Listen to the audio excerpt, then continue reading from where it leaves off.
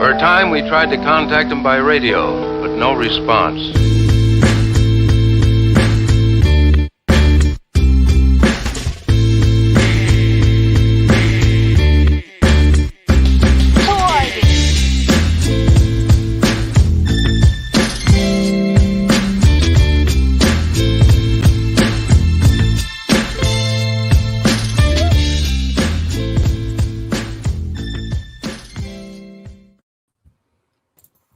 Welcome to episode 47 of the Dumb Marks podcast. If you watch the intro and you tune in right now, things may look a little different than normal. We have a special guest with us today. Greg, how you doing?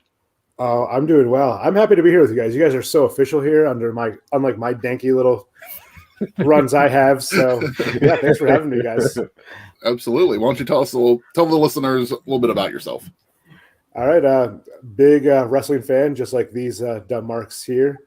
Been to a couple shows with Jason Donald. I think I've only been to one with you, Chris. So yeah, but you and your father hooked us up. Like we were in that nice little box, like nice parking. So it was a great event. I host a couple podcasts myself, No Coast Defenders, which is available on Spotify, and then I have a YouTube channel, Cool Points TV, where I have both the No Coast Defender stuff and another podcast, My Friends Like Cool Shit, where I just have people come on and whatever they want to talk about, we talk about for 40 minutes to an hour. And then on one of my No Coast Defenders co-hosts, he's got a YouTube channel, Out of the Panel Comics, mostly comic books, but him and I do a music show with my brother, Battle of the Ballads. So I'm a little bit of everywhere. I have a weekly newsletter as well, which is also Cool Points, which you can find on Facebook. So, yeah, I pretend like I'm internet famous. And for you guys who don't know, me, Greg, and Jason, we all work together at one point. So that's how we are friends. 3 of the 4 horsemen. Yeah. And then both Don and Jason, you had been on No Coast Defenders recently. Mm-hmm. Yeah, I think it kind of works out because you guys were on right as Falcon and Winter Soldier were wrapping up. So yeah, I did the last episode of that when they were reviewing it. That's when I was on. Yeah, and then Jason came in to defend the DC films because I'm not a huge DC film fan, and neither of my co-hosts will finish them. So it was nice to have Jason in to give a little bit of a different perspective, even though everyone knows how much he dislikes Batman. He is still in there defending DC. So. I'll defend DC, comics, the animation, all that stuff. But whenever it comes to the DC movie universe, I can't defend that. They need an overall direction is the issue, and they just keep changing their mind on things. But I'm excited. I know how much Jason loves Michael B. Jordan, but the fact that his Superman project is going to HBO Max, it makes me hope.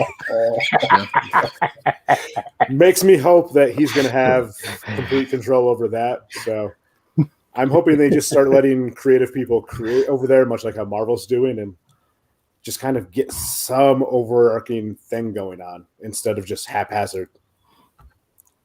I mean, it's sad to say the only DC movie that I've really enjoyed, and I'm kind of looking forward to the sequel now, is the Shazam movie. I felt like that was the only quality DC movie.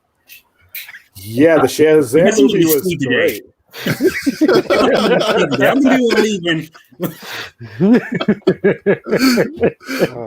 Well, and when The Rock's Black Adam movie was announced in development, Zach Levy thought he was out as Shazam. Because obviously, Zach Levy is in quite great shape. He did Chuck for so many years, so we know he can do some physical stuff. But he can't match the physique of The Rock. So how is he going to play the mirror to The Rock's evil, anti-hero character? But apparently Dwayne Johnson really loves his Shazam, so he's still in there. And ultimately, it wouldn't matter because with DC, they just cast 4 other Shazams to throw in their universe somewhere. Mm-hmm. Or they can just use time travel. That's the answer to Hollywood now these days. They're going to finally throw in Flashpoint. The Flashpoint thing looks kind of insane, and I just assume it's going to be really bad. I mean, based off their history, yeah, it's probably not wrong. And it's been in development for so long, and things have changed, and the cast is too bloated for a company that hasn't been proven to show any direction.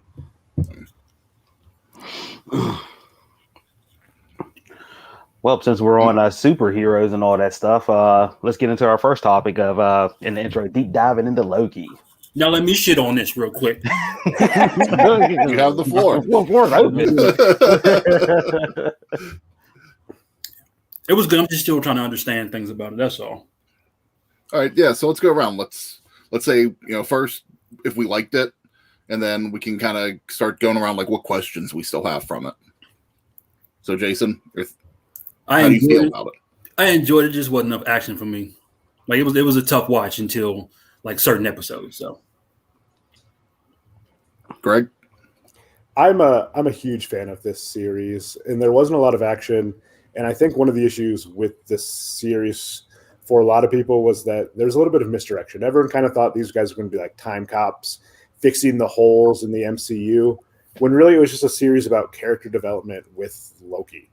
I mean, and it's said in the first episode, like the question is, what makes a Loki a Loki? And we go through this journey with multiple Lokis, and we see that. And so I think for a lot of people expecting like fun, like dagger and magic from Loki, they didn't get a lot of that. I mean, you had a whole episode that was just two Lokis talking to each other on a train. So it was a much more character-driven, like dialogue-driven series, which I loved. But I don't know that it was marketed quite that well because I don't think they had time to market it. And I'm not sure they knew where it was going until they started it. So, Donald, your take? For me, you guys know how I feel about time travel. So I went in already like negative as ever. But after the series came out, it changed my mind. I enjoyed it. I enjoyed it by much that I didn't think it was going to, like, when it was playing out, it wasn't a whole time travel adventure, but it was setting up the future of the MCU. It was like its stepping stone of where stuff is going to go to. And then the final episode just put it on top for me with everything about Kang coming and all the variants and different versions of Kang. So I enjoyed it. From the guy who said I have no interest in Loki to get a text at like 8 o'clock in the morning, like, here, take my money.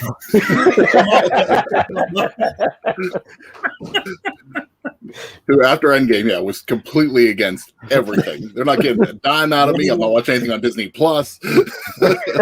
I'm done with Phase 4. But I like how they told the time travel stories with this. Endgame, I still have huge issues with because I don't, because that time travel just came right out of the writer's hand. Like, we're going to do it this way. When the quantum realm was, if it wasn't time travel anything, but then all of a sudden they just threw science into it and voila, we have a portal. Nah, that don't fly with me. It still don't to this day. A lot of my issues with Loki are very similar to everybody else's. I just didn't feel like it was as much action as I was expecting. One of the things that surprised me the week after Loki ended is how many people told me that they don't like Tom Hiddleston as Loki. And for me, he's been one of my favorites since the MCU started. Like, one of my favorite characters to watch. I like him as the actor for it, and I like the character. So, like, multiple people, and even reading things online, had said, like, no, I just don't like him. I'm not even going to watch the show because I don't like him. How does he do? Like, do you guys like him as the character? Do you want to see more of him? I know there's a season 2 coming, but do you want to see more of Loki, or are you over him at this point? I like to see more of him, and like, because he's doing the season 2. Yeah. He's done his job real well. Yeah, I think he did his job real well. But I can also see, like, if he's ready to give it up, he's been doing it for so long, and Marvel got a boatload of characters coming out, so they could find somebody else to not replace Loki, but somebody comparable to that character to do that. Hey, you always got Sophie. Yeah. Well, I'm wondering if, because the way the schedule lines up, you're going to get the 3 movies, probably 4, because I think the Eternals will deal with like the broken multiverse. But you're going to get all those movies, and then season 2 of Loki right now is scheduled for the week after Quantumania. So I think this next season will really test where everyone feels about Hiddleston, because it feels like that's going to be the series everyone thought this was going to be, of them fixing what didn't get fixed in the movies. But I think Hiddleston, like his chemistry with almost everyone he's on the screen with is so like sizzles. It just sizzles on screen with everyone. And they've got a few characters like they've got a Kat Dennings character. I know Kat Dennings plays herself in everything, but she doesn't need to play anyone else. Like she's great as herself. She's great at that role of Darcy. So I would love for them to bring Randall Park in. I'd love them to bring Kat Dennings into this series. I know Clark Gregg has been pitching being in season 2 of Loki for forever. So bring back Coulson and put him in there. That's what I want of season 2 is just Tom Hiddleston talking to every other super charismatic actor they've got in the MCU. Just give him time. Like let them cook. Let them sparkle. A little bit more action, but yeah, I love Hiddleston. I think it's great. And it seems like he wants to continue playing this role. And I think he'd love to do it in like a 6-episode season once every few years. So now, is he slated for any of the movies at all?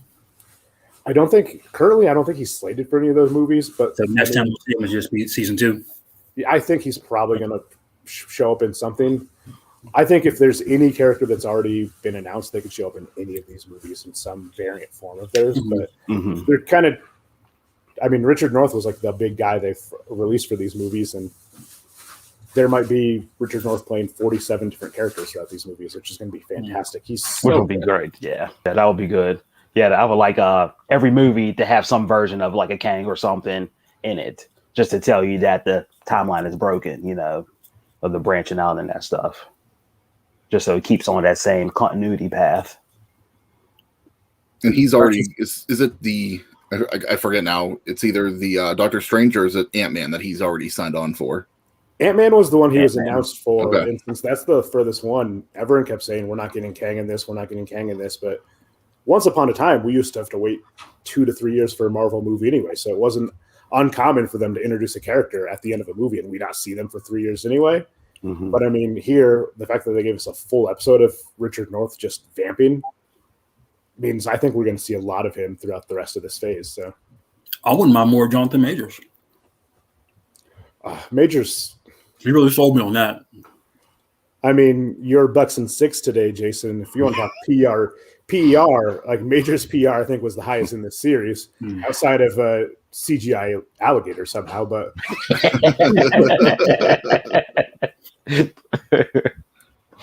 and knowing Disney, they'll probably do a spinoff of that. Oh, they will. They'll do a short, something with like The Simpsons. Yeah, they'll do a short with it. They got to make that march on that. I mean, they really haven't gone for the young children's market, and Alligator Loki is Kid Loki and Alligator Loki like wandering around the void. Like, but they didn't pull a Star Wars. Baby Yoda. Baby Yoda, those little furry animals. Oh yeah, all the corgis.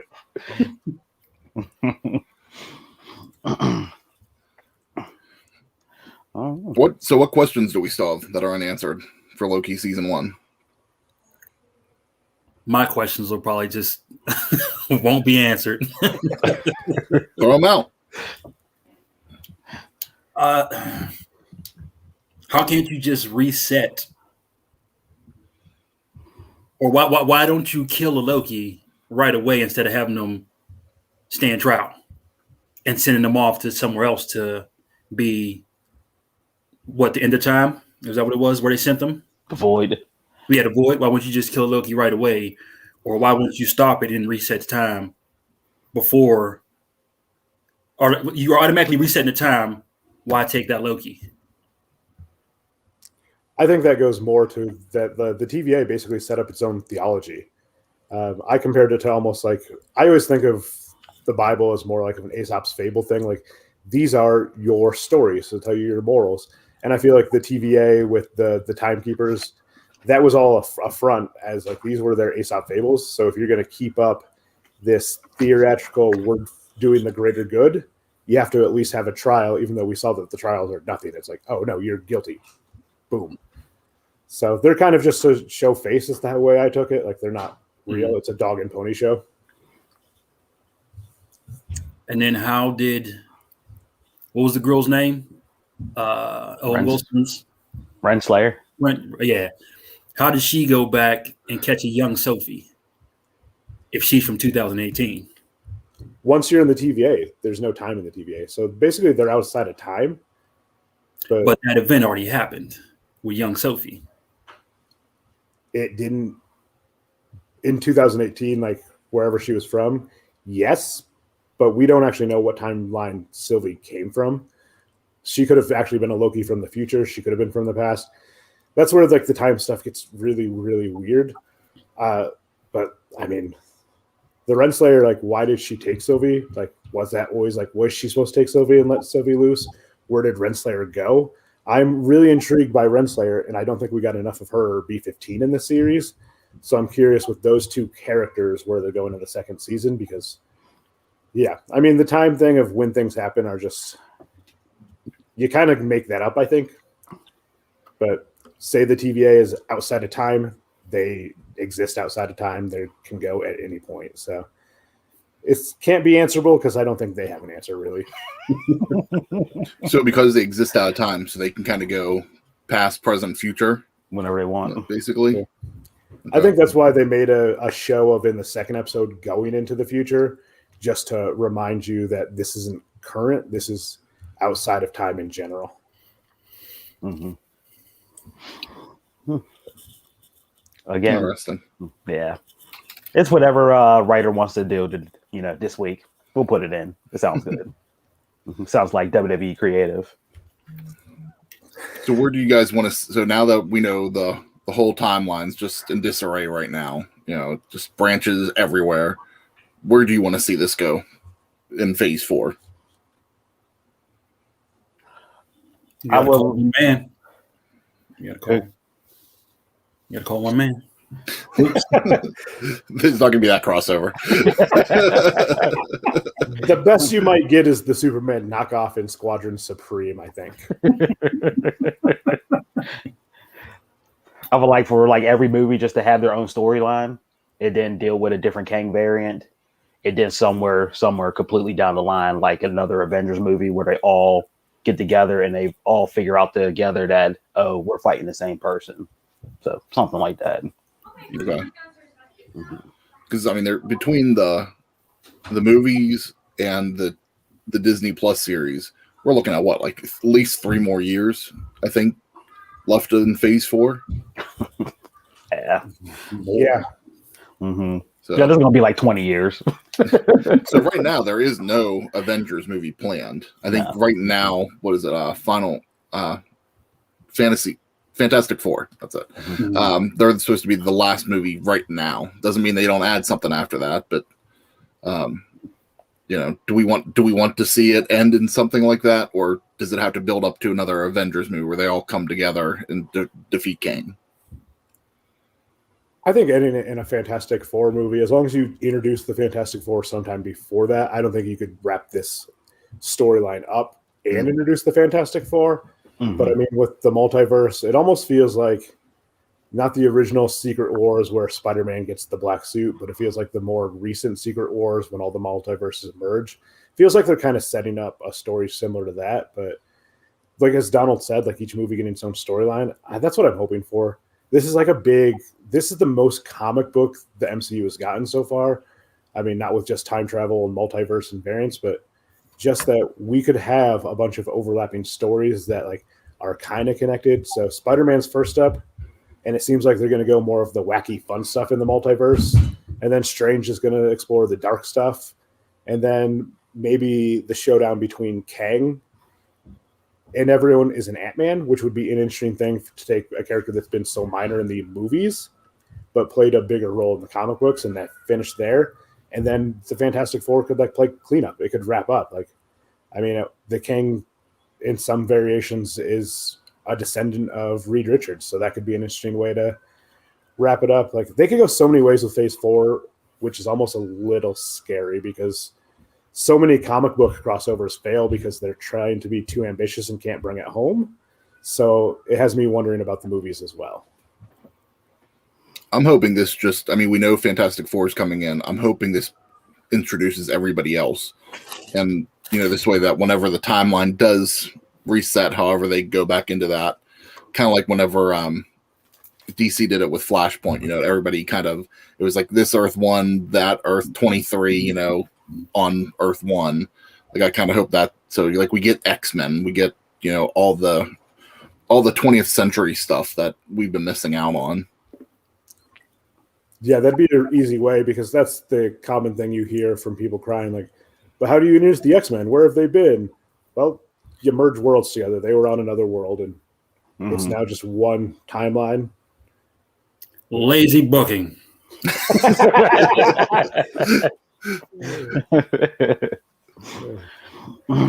Yeah. So what you're saying is this is the foreign object interference of movies, Jason? You're about to take a shot. All right. Anybody got anything else on Loki at all? Has everybody watched Black Widow? Yes. Yeah. Mm-hmm. Everybody enjoy it? Feelings on it? Just give me Florence Plague 24/7. That's all I I need. still can't believe that she was Paige and fighting with my family. Yeah. Yeah, it's a big turn. I know Zach Braff's been building up her role in this for a while, since it had been mostly in the can. But he also builds up Fighting with My Family. I guess she loved working on Fighting with My Family. And so Zach Braff tells a story on his podcast about how she likes to wrestle with him and kicks his ass every time because he is tiny. And she actually went through some training for this movie. So I just love the idea of Florence Pugh kicking Zach Braff's ass, pretending to be Paige. It just, but she came off not the same character, but just the same energy, the same style. It was once you noticed, you connected to that she was Paige. that feels like that's just her energy too. So yeah, I think she's going to be one of those. Whereas ScarJo and Charlize Theron tried to vary up their movies, I think she's going to go more in the Angelina Jolie route, where she's just gonna be this badass for the movie. She's gonna be herself in some variation of the kind of movies, and I'm here for it. There are just some people that's what they can do, and I think she's one of those. And I think this movie kind of showed it. Somehow she overshadowed Scarlett Jo doing a top-notch performance. She still stole the movie from her. Mm-hmm. Yeah. One thing sorry. Go ahead. No, go ahead, Dom. Go ahead. That was the one thing I didn't like about the movie. I didn't the Taskmaster stuff. I was okay with it, but I just didn't like how, she was scanning the moves and then she was mimicking them from the scan. It wasn't like the original Taskmaster type. And then she seemed like the Terminator too, whenever she was hunting everybody down. It just seemed like a T-1000 type, just I'm going to kill you. And that's the only thing I'm going to do. And for me, there wasn't enough interaction between them.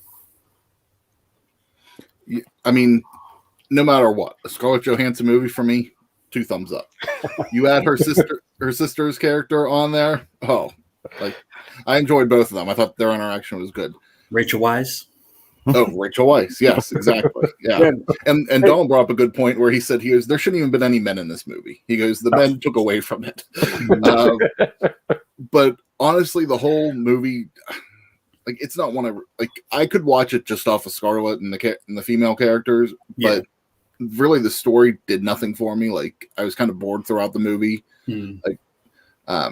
It wasn't my favorite, and I can't. If I go back and watch it, it would only be because I'm watching things straight through again. Yeah, I think the story is hard because they really painted themselves in the corner with Age of Ultron, with just briefly mentioning the Red Room. And I mean, I know we've learned what a terrible person Joss Whedon is, but I'd be curious to see what Black Widow stuff was left on the cutting room floor of that movie, because it did feel like that movie was supposed to be a Black Widow backstory that we never got. Yeah. And they just, that kind of forced their hands into here. I know there's a story that Kevin Feige told when he saw, I think it was Terminator 2, and then he got home and he wasn't happy with the movie. So he reenacted the movie with action figures in his backyard, fixing it the way he wanted to do. And I think people forget that even though he's the mastermind behind the MCU, he was answering to corporate guys until recently. So when you hear the complaints about not getting a Scarlett Jo movie or a Black Widow movie until so late, he wanted to do this so long ago, and he was told it wouldn't sell. So I think he kind of just pigeonholed what he wanted the movie to be into a time frame it shouldn't have been in. But that's the you guys know better than anyone being a huge wrestling fans, but fandom can be so toxic. And all I heard after this movie was, oh, it was way too late to give Black Widow her solo movie, and it needed Jeremy Renner. And I'm like, those 2 points are the exact opposite. And I heard, oh, they stole the Winter Soldier program. Why didn't we get Sebastian Stan? And I'm like, because it's a Black Widow movie. Like, we don't need those guys. If you want to give me an adventure of Hawkeye and Black Widow, I'm here for that. But that wasn't this movie. And it's just so weird how fandom can contradict themselves in a sentence because they think they know better. Just watch, just enjoy. I actually thought it was the perfect time for the movie, especially with her character ending in Endgame. Why not keep her around, for this? So if they want to do another movie down the road, I didn't need Jeremy Renner. I don't need Hawkeye at all. But the one thing that I was a little disappointed in, because everybody kept saying that this is the movie we're going to get the Budapest story. And I just was just like, I was kind of let down on it. Because, I mean, the way she always talks about it with him, I thought there was going to be an interaction with him in this movie, like whenever they covered Budapest. But yeah, we just kind of get a flashback in his voice, and I don't mind that, but especially when the daughter becomes such an integral part of the movie later, I kind of would have liked a little bit more of her following the daughter. Because we know, like, this is supposed to be that last despicable act she commits before she can go to the side of the right, which is Hydra at the time, not S.H.I.E.L.D. So not really the side of the right. So I would have, if she's watching her for days to make sure she's going to meet with her father, I could have used 10 minutes of just her having to follow this girl around before she blows her up. Yeah. Like, really sell why this was integral to their friendship, their partnership, and why it still is haunting Natasha to that day. That would be, I think I would have rather taken that than how long that final fight scene with the spaceship or space station exploding, like cut that down. It was nonsense. Yeah. It didn't look that great. Like the fight scenes falling didn't make too much sense. So give me more of that cerebral stuff. Like that was what this movie was supposed to be, was women overcoming their mental and physical abuse to become better. So show us that. Yeah. And then they kind of, even like whenever they talk about Budapest, they kind of laugh it off sometimes, like in the movies. It's just like that really, now looking back at it, it's like, that's not a moment to laugh off, but yeah. And maybe if you're going to include Jeremy Renner, like show that was how they coped with having to do what they were doing, was they made jokes. Then it makes sense that later they're laughing it off because that's the only way they got through that time. Playing tic-tac-toe and trying to be lighthearted about it. And we didn't get that, but I also still didn't need Jeremy Renner. He's getting his own series. I'm here for his series, but I didn't need him in this movie. I agree. Yep. 100%. Now, would you guys be in for, because I heard one of the rumors that why they didn't give a big send-off in just that one moment of Florence Pugh at the grave was because they want Scarlett Jo to do one-off movies with Black Widow in the future. Would you guys be into that? I thought she was done. She said she's done. This is the final arc, but I have read that Feige wants her to do these standalone Black Widow films. I think he loves the character. So again, any Scarlet, anytime Scarlet's on my screen, I'm in. All right. Anything? Anybody got anything else? Loki, Black Widow, Marvel Universe. All right. Thank you. Let's get into bell to bell. Oh, yep. Go ahead, Jason. A little salty, but thumbs up. Is that what you're eating right now, or? Yeah. All right. Let's get into bell to bell. All right, gentlemen. So one of the things I noticed last night was we are coming off, I think after tonight will be 2 straight weeks of pro wrestling every day. Every day for 2 weeks. Too It's much. a lot of wrestling. What not? Then we go through that. What? WrestleMania time. WrestleMania. Mm-hmm. So now it's not so much, for big events. It's just almost kind of like the norm. Mm-hmm. But before we deep dive into too much of everything, Donald, I know you. What the hell are you wearing? I got my Hulkamania stuff on because this week in wrestling, everybody was sounding like him. Brother, brother, brother, I want a title shot. Brother, brother, brother, give me this title shot. Too many damn legends skipping in line. And I watched that Seth Rollins promo you told me about yesterday because I was watching the Olympics. Yeah, I think I did right for him. That little piece. And that was Seth Rollins' thing last night on SmackDown. Came in the ring dead. She goes, I'm tired of you guys. He goes, Cena first. Now you're coming in trying to claim your shot. He goes, no, it's not your time. And he went on a little more rant of doing some stuff, but that was kind of like the gist of the essence of his promo. Mm-hmm. Yeah. So everybody had a little Hulk in them today. This week, everybody just pointed the sign. I want my shot. What you're saying is next they're going to be booking themselves at Mania against Vince. As long as it's for no title, I don't care. I'm good. Yeah, but no titles. No, I'm tired. No, none. And then I was thinking too, SummerSlam, like 3 matches. I mean, 2 booked for sure, but a third it didn't get booked yet. But you have Cena against Roman, legend, getting a title shot. Goldberg against Bobby. He's not a legend. Don't put for a title shot. And then you have Edge and Seth. I was like, you have 3 big matches right there. You have 3 legends. Like, where is the young talent? Building the young talent. Where's it at? Still active. Where's it at?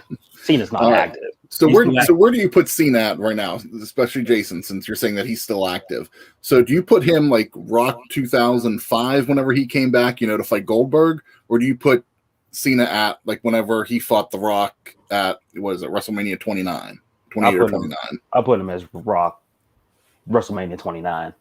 Okay.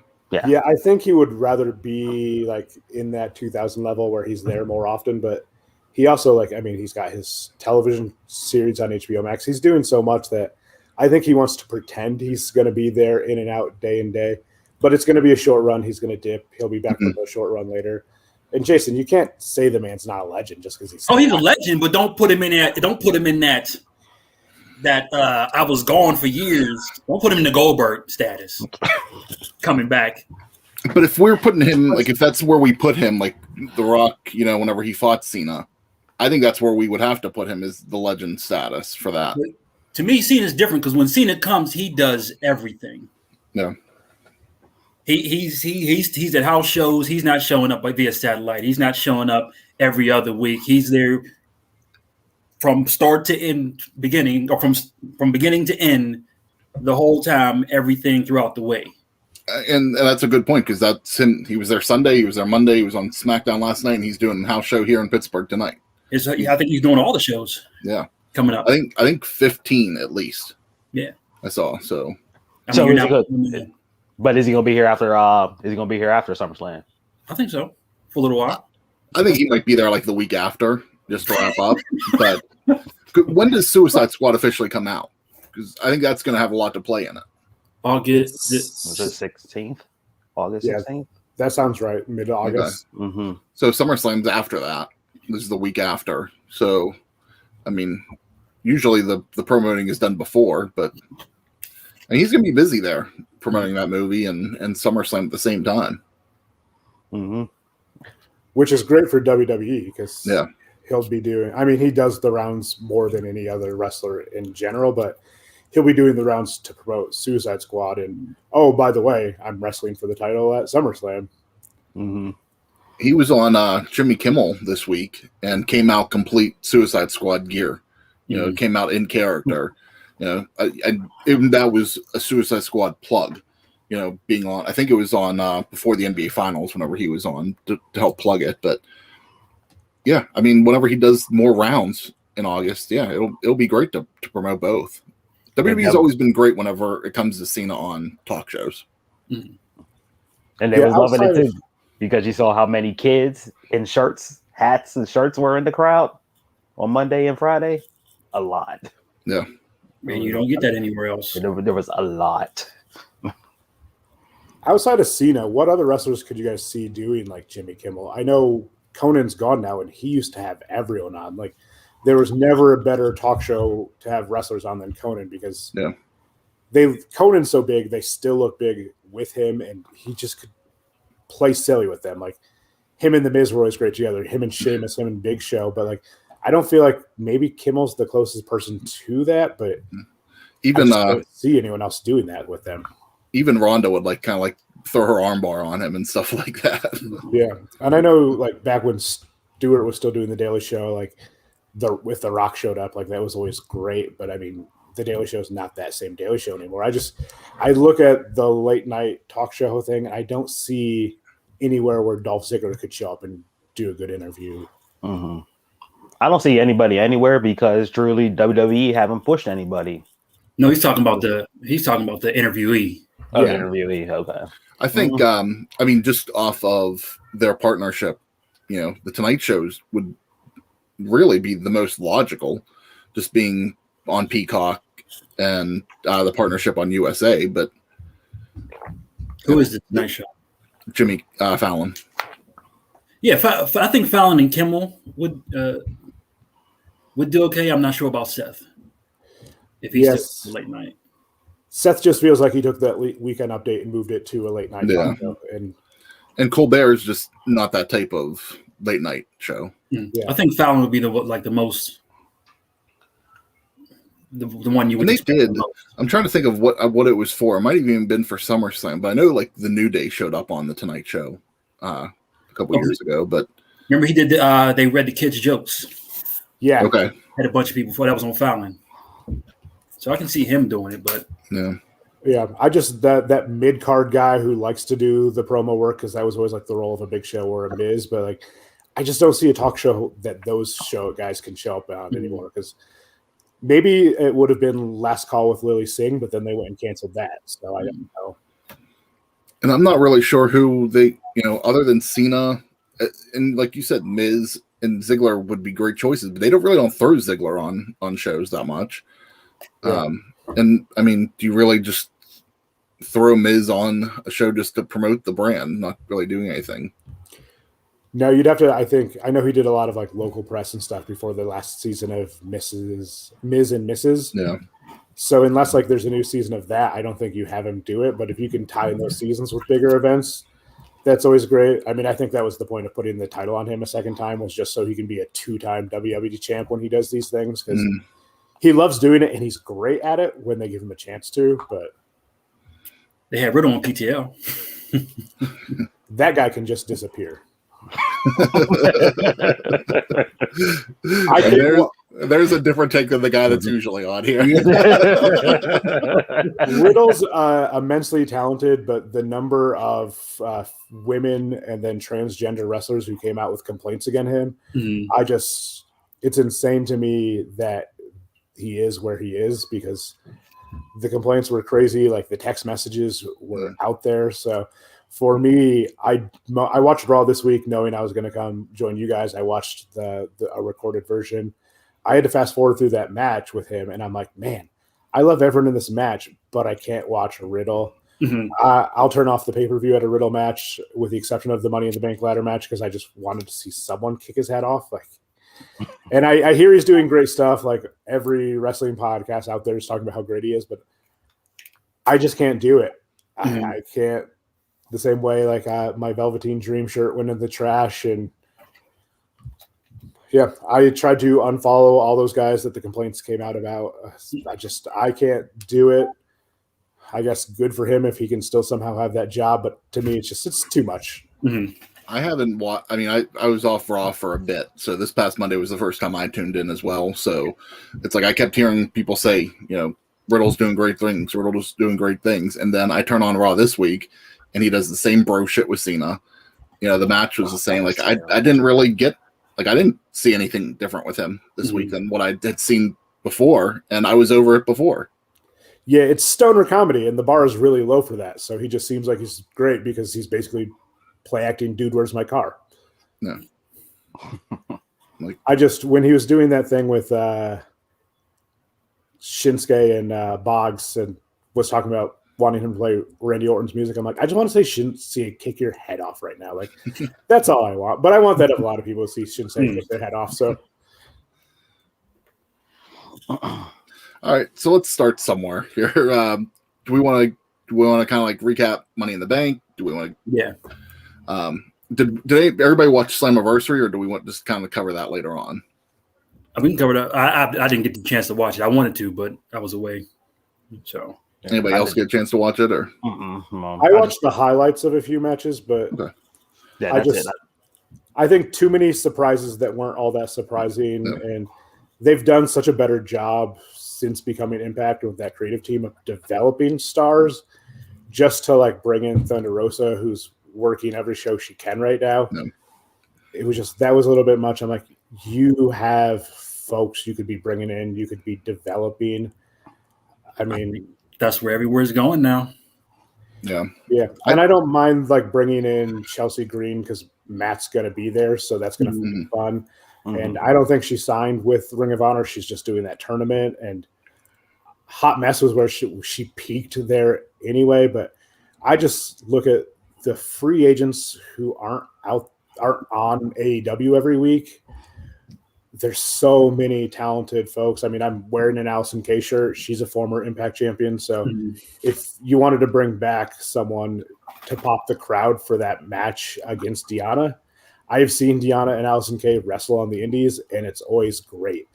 Deanna being so small and Allison Kay towering over her is always fun to watch that clash, because, I mean, it's a technical wrestler versus a power wrestler, and it always works. So I would have loved to see that, and I think that would have been a better look for Deanna to overcome the much bigger Allison Kay than Thunder Rosa, who she's bigger than. So, yeah. Is Allison Kay still in NWA? Is that where she's signed right now? Her contract with NWA ran out like mid last year.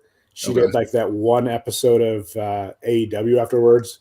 Somehow her theme is on the soundtrack that they released or whatever, which is kind of weird because she's done, I think, a total of 3 appearances for them. But yeah, no, she's become one of those like internet just killing it. She's doing her Twitch thing now. So she's been talking about how she never has to take a booking she doesn't want to take again. So if she's going to show up somewhere right now, it could be special because she doesn't need to show up anywhere. So kind of the big thing off of Slammiversary was Jay White at the end. That was kind of like what got everybody talking on there. The thing I didn't like, and it doesn't seem like they're going with it after watching Impact this week, they were kind of making it seem like, is Jay White the guy to dethrone Kenny Omega? And when they threw that line out, I was like, no, I don't like that, because there's no difference between Jay White and Kenny Omega in Impact. You know, because they're trying to make it seem like the question was brought out, will he be the guy to dethrone Kenny Omega and bring the title back to Impact? Well, he's not part of Impact. He's part of New Japan. So if he gets the title, then it's the same thing over again. Like, you need somebody in Impact to take the title off him, to establish somebody in Impact whenever it happens. Who knows when it'll happen? I thought Sammy could have been the guy. That was kind of argument during the prediction show. You know, at least he's an Impact guy to take the title off of him. We're going to see this expand, more. They did their TV tapings for the next month. They're taping more in August, which will probably lead up to Bound for Glory. And they advertised Bound for Glory at Slammiversary to have AEW, to have AAA, and to have New Japan. So, looks like we're going to get more of this and probably add on to it, more talent coming in. Well, and at least if it were Jay White to beat him, like the partnership with New Japan, I think, is more beneficial because they're getting more New Japan talent on the show. I mean, Finn Juice was there regularly. Jay White, we might see him there regularly, but at the same time, Jay White's got 87 years he signed his contract with New Japan, so he's not leaving anytime soon. But I think you guys were right last week. Sammy was the guy. That was the match stipulation is a Sammy Callahan thing, so it was believable he could have taken the title off him. Yeah. So I mean, that really just leaves Moose, unless they're going to all of a sudden decide Chris Sabin is the guy they want to build around because he's like a TNA legend. But I don't see anyone right now ready to take that title from Kenny and become that star. And they kind of teased something this week, I think, on Impact, and Steve brought it up on whenever he was tweeting during the show. They had Josh Alexander talking in the back, and then they had Kenny Omega kind of bump into him with the door while he was cutting a promo. And he kind of had the stare off. And the first thing that kind of came to mind with me on that was I don't know if they still do it, but one of the things that TNA used to do was they had the X Division champion be able to cash in their championship for a title shot. Like they vacated the title, they got a title shot, and then you got to go from there. I was like, if anybody, I think Josh Alexander could be the guy right now. And he'll be good to build off of. Yeah, because they're kind of teasing one of the things that they teased right after Slammiversary and on this week. It looks like Jay White is trying to recruit Chris Bay for the Bullet Club. So you know, I wouldn't even put Chris Bay in that title picture yet with Kenny Omega, but yeah, I mean Josh Alexander, he's kind of been the workhorse in Impact for a while now. You know, whenever it was him and Ethan Page as the North, and he's really elevated the X Division Championship since he's been champ. Yeah. When was that Destination X? Was that when it was that the champ?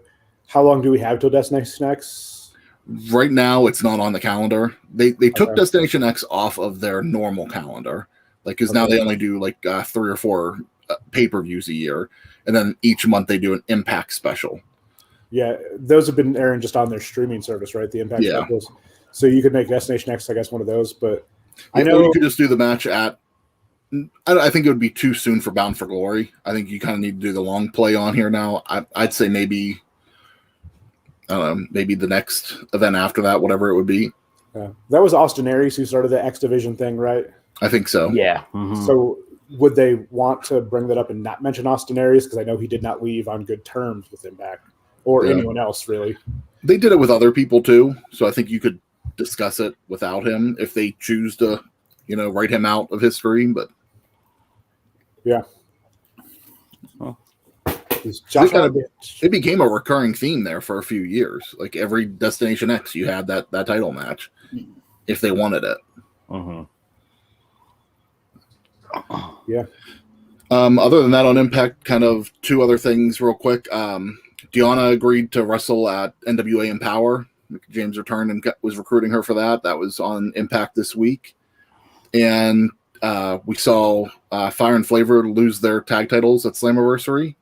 And Kiera Hogan announced on her OnlyFans page this week that this set of Impact tapings was going to be her last with the company. So makes sense why they took the titles off of them now, because I think we kind of all agreed that we thought that they should have kept the titles, but yeah. I'm not a huge Tasha Steelz fan, but I love Kiera Hogan. She's dating Diamante, right? So maybe she's on her way to go join her in AEW. Maybe.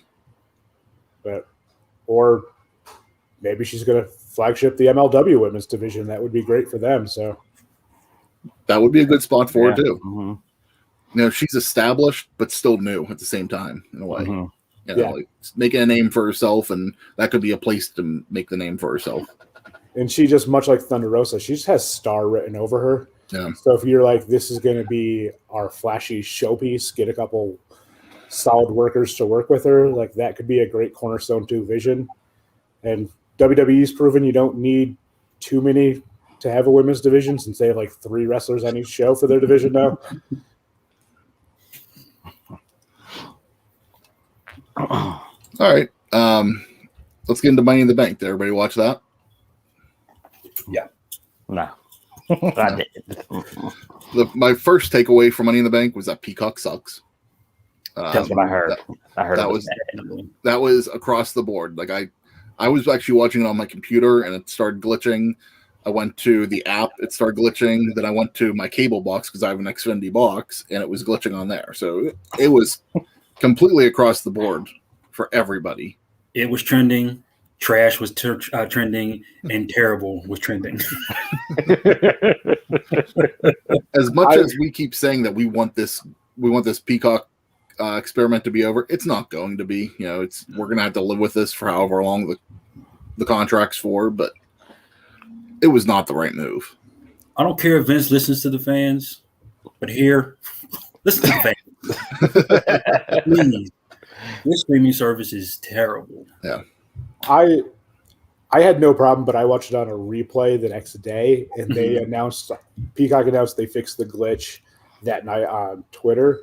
And I haven't had no problem with the Peacock transition, but being 2 hours behind, I'm not watching anything live anymore because especially those 7 a.m. start times starting at 5 p.m. here. I'm just like, nope, I will watch you tonight or tomorrow. So the trick with any of these streaming services, don't watch live.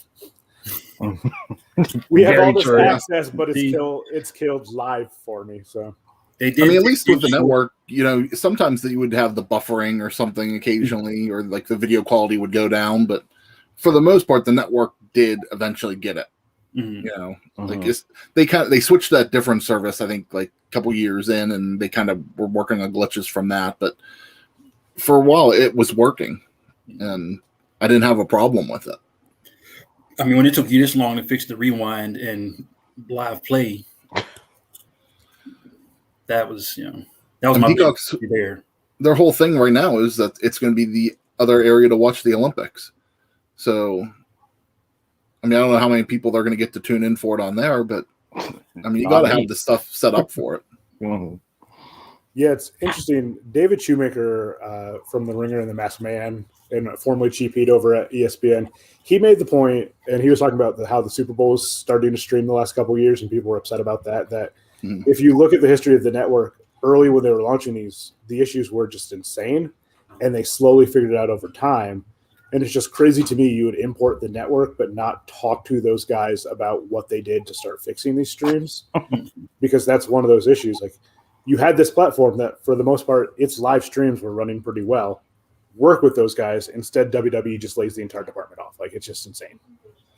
And you have a major company, a major cable company, who should have, like, they launched their own streaming service. They should have had this all set up. Like, like this shouldn't have been. You should have been going to somebody that happened to do streaming, even though they weren't a streaming company. But yeah, it boggles my mind how bad Peacock really is. There's not much I like about Peacock at all. I don't like the layout at all. Hard to find stuff. Yeah, it's hard to search for things. I don't like how its interface is terrible. Yeah, probably one of the worst I've seen. But it's cheap, so it is. I get it for free with Comcast, so I can't complain about it, I guess. So, what were some of the positives and negatives from Money in the Bank for everybody? The men's Money in the Bank, and then I think everything after Charlotte's top rope. What is her finisher? Natural selection. Yeah, the top rope. Everything after that point was like good to me, golden. The rest of the show was iffy. Yeah. It wasn't one of my top Money in the Banks. No. I liked both ladder matches and the fact that the finishes were different. I think I did like the women's finish. Nikki, almost a superhero, climbing over while the six of them are on the ladder. I thought that was just a good finish. But that's been her MO the whole time, steal and win. Yeah. And I think she's the best part of Raw. So, and after Raw, we'll be the women's division right now. Yeah, it's good for her though. I love that Impact put on where she was on British Boot Camp on Twitter almost immediately after she won the title. Like, good on them. I didn't know she was on there, so yeah, it was a clip of her doing that British Boot Camp. But my favorite part is how many people in wrestling Twitter just mocked them for the fact that how much talent they've had that they didn't use correctly. But that's every wrestling company that's ever existed. Yeah. Kickoff show was good to me. I didn't watch. I saw the opening, like the Mysterios come out and their time travel entrance. Yeah. Then other than that, I didn't really watch the match. I can't with the Mysterios. I'm glad the Usos won though. It was just me watching the hopes the Usos will win. Yeah. My biggest problem with the Usos winning is at what point is WWE just helping Jimmy usher his death along? Like, punish him somehow. You're just encouraging his behavior at this point. And it's all in the middle of a storyline. There's certain things that there's certain people, not certain things. There's certain people that they do where they sit there and say it's their personal life. There's some people they'll punish, and then there's people that they just sit there and go, that's their personal life. They can do whatever they want to do. Like, yeah, I agree. I think that somebody needs to step in. I heard the Raw tag was good. I kind of like that was background noise to me, but it was interesting. The fans wanted.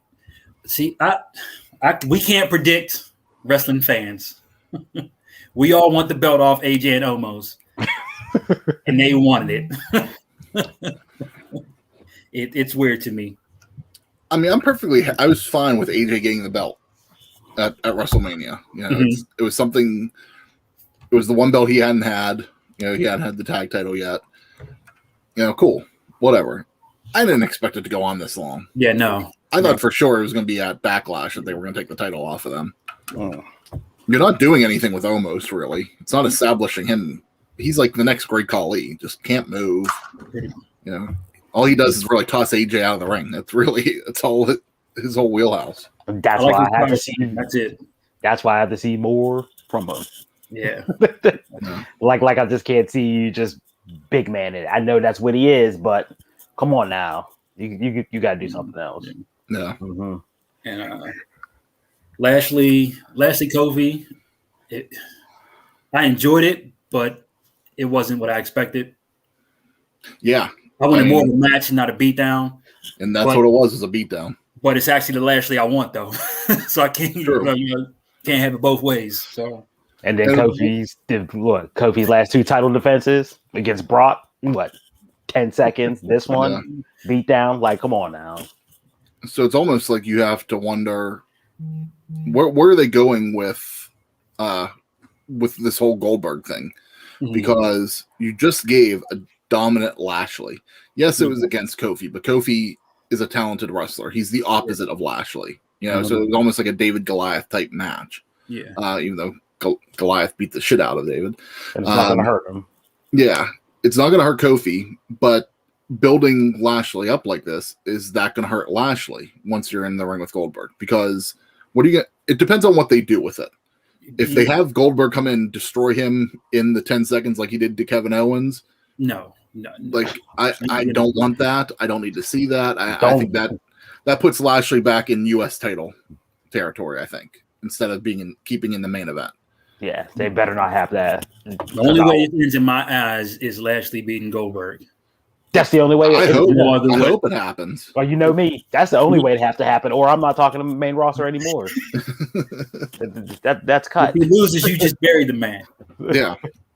I don't care how great the match was. If he loses, you just bury the man. But how many times does Goldberg come in and bury somebody? That's all he does. That's all he does. But that's all he does. All he does. Have him lose to 2 different W champions. Like, is that what they want to do with him, though? Who? Goldberg, because he came in and lost to Drew in pretty hand fashion. Yeah. You just want to run that back with Lashley, and that's where I'm worried, is that because of his loss to Drew, that they need to give him a win now. The only way this works, and it only partially works, is Big E for years has been calling that big meaty match against Goldberg. So if Goldberg wins and Big E comes down and cashes in, it salvages it a bit, but it doesn't make it right either. It's a little hard to hear you now, Greg. Okay. I'm sorry. Yeah, my setup not working too well in my makeshift area. But yeah, I mean, Big E wants that Goldberg match. So if they use Goldberg beating Lashley as a way to get Big E to cash in on him, it salvages a little bit, but it's not still the right move. Mm-hmm. No, I don't like it. Goldberg is never the right move. He was never the right move in the 90s. He's not the right move now. Thank you. Yeah, he's not the right move. Goldberg hasn't been relevant since 98. But then again, the fans want it. Not us, but the fans want it. I don't understand. And then plus, I don't want Big E to use the Money in the Bank. Always that old adage that the market in New York or Philly is going to be different than in St. Louis. Mm-hmm. And Goldberg's the perfect example of that. Yeah. Like I was telling him, I was like, Vince doesn't listen to the fans. He listens to the ones that pays for tickets. And I don't want Big E to use his Money in the Bank already. It was I don't like when people win Money in the Bank and they instantly use it this already. Week with the live fans, the biggest thing that sucked was Bayley not being there. Yeah, I mean, she deserved that. So great for her not to be getting those reactions. And I know a lot of people have called for her to be there still, but I don't like that the Miz is there still. Like, recover, rehab. You shouldn't be traveling with those injuries. They need to heal. Like, so I don't want her there while she's hurt, but I would just wish she wasn't hurt. Yeah, but no, they have to keep the money in the bank. Yeah, like it's too early. Like the whole thing with Nikki, I didn't like. I really didn't, because the women's, they really haven't held on to the briefcase except for to me. Carmella. Like, I haven't been watching NXT, and I was glad I watched it this week though to join you guys, because that Kyle O'Reilly Austin Theory match I think was my favorite match of the week, which is crazy for a week that included 2 different pay-per-views for a company. Mm-hmm. But it was just, the wrestling was so good, and it might be a death sentence, but just watching Theory wrestle, he reminds me of a young Dolph Ziggler. I mean, attractive, sells his ass off, can work, good on the mic, which means he'll probably be mid-card for the rest of his life, and one day they'll take his merch off the website. I was just about to say, like, what's his future then? You know, he'll be a good mid-card guy, but he's not going to have a future. Yeah, I think for the sake of his career, I hope that Vince dies before he's up on that main card. Yeah, because y'all are so whoa. Because he is like the Dolph Ziggler that Triple H wishes Dolph could be. Like, he's that great a worker, he's that great a seller, he can get anyone over, but he's a Triple H guy. So I think he'd have that going for him if Trips was to take over the company. The only thing that I question on Austin is, and I don't know if because he doesn't talk on the mic as much. I think Dolph may have the mic work over Austin, but we'll see how that develops.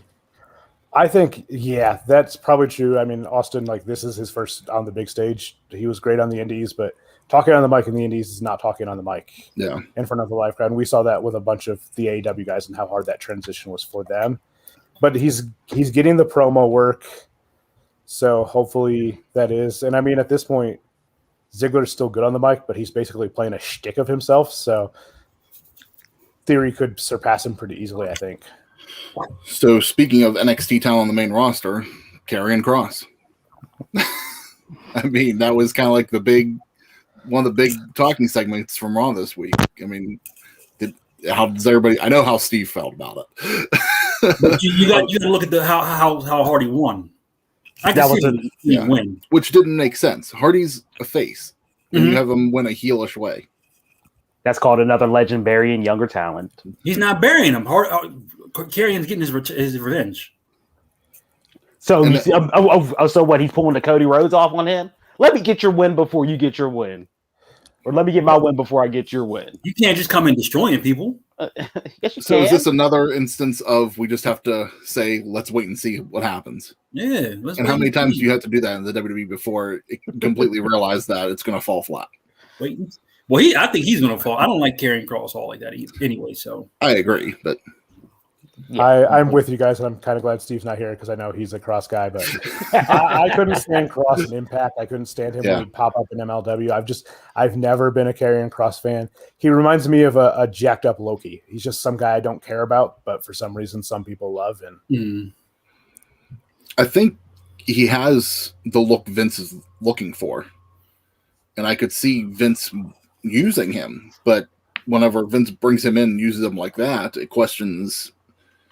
Just seeing how they've used NXT talent on the main roster a lot. You know, is he just going to be another Ascension? It wasn't a clean win, so that's what you got going for you. Just let it. So Monday he was happy to be there. Just let it ride out. We'll see what they do this week if they use him at all. Because over on NXT, then they're using him. Beats the shit out of William Regal this week, you know, and it looks like they're in the it looks like we might get a Joe Cross match. You know, we got TakeOver 36 the day after SummerSlam now, and the next 2 weeks of NXT are going to be pre-taped. They taped them this week because they're going to be on Sci-Fi because of the Olympics.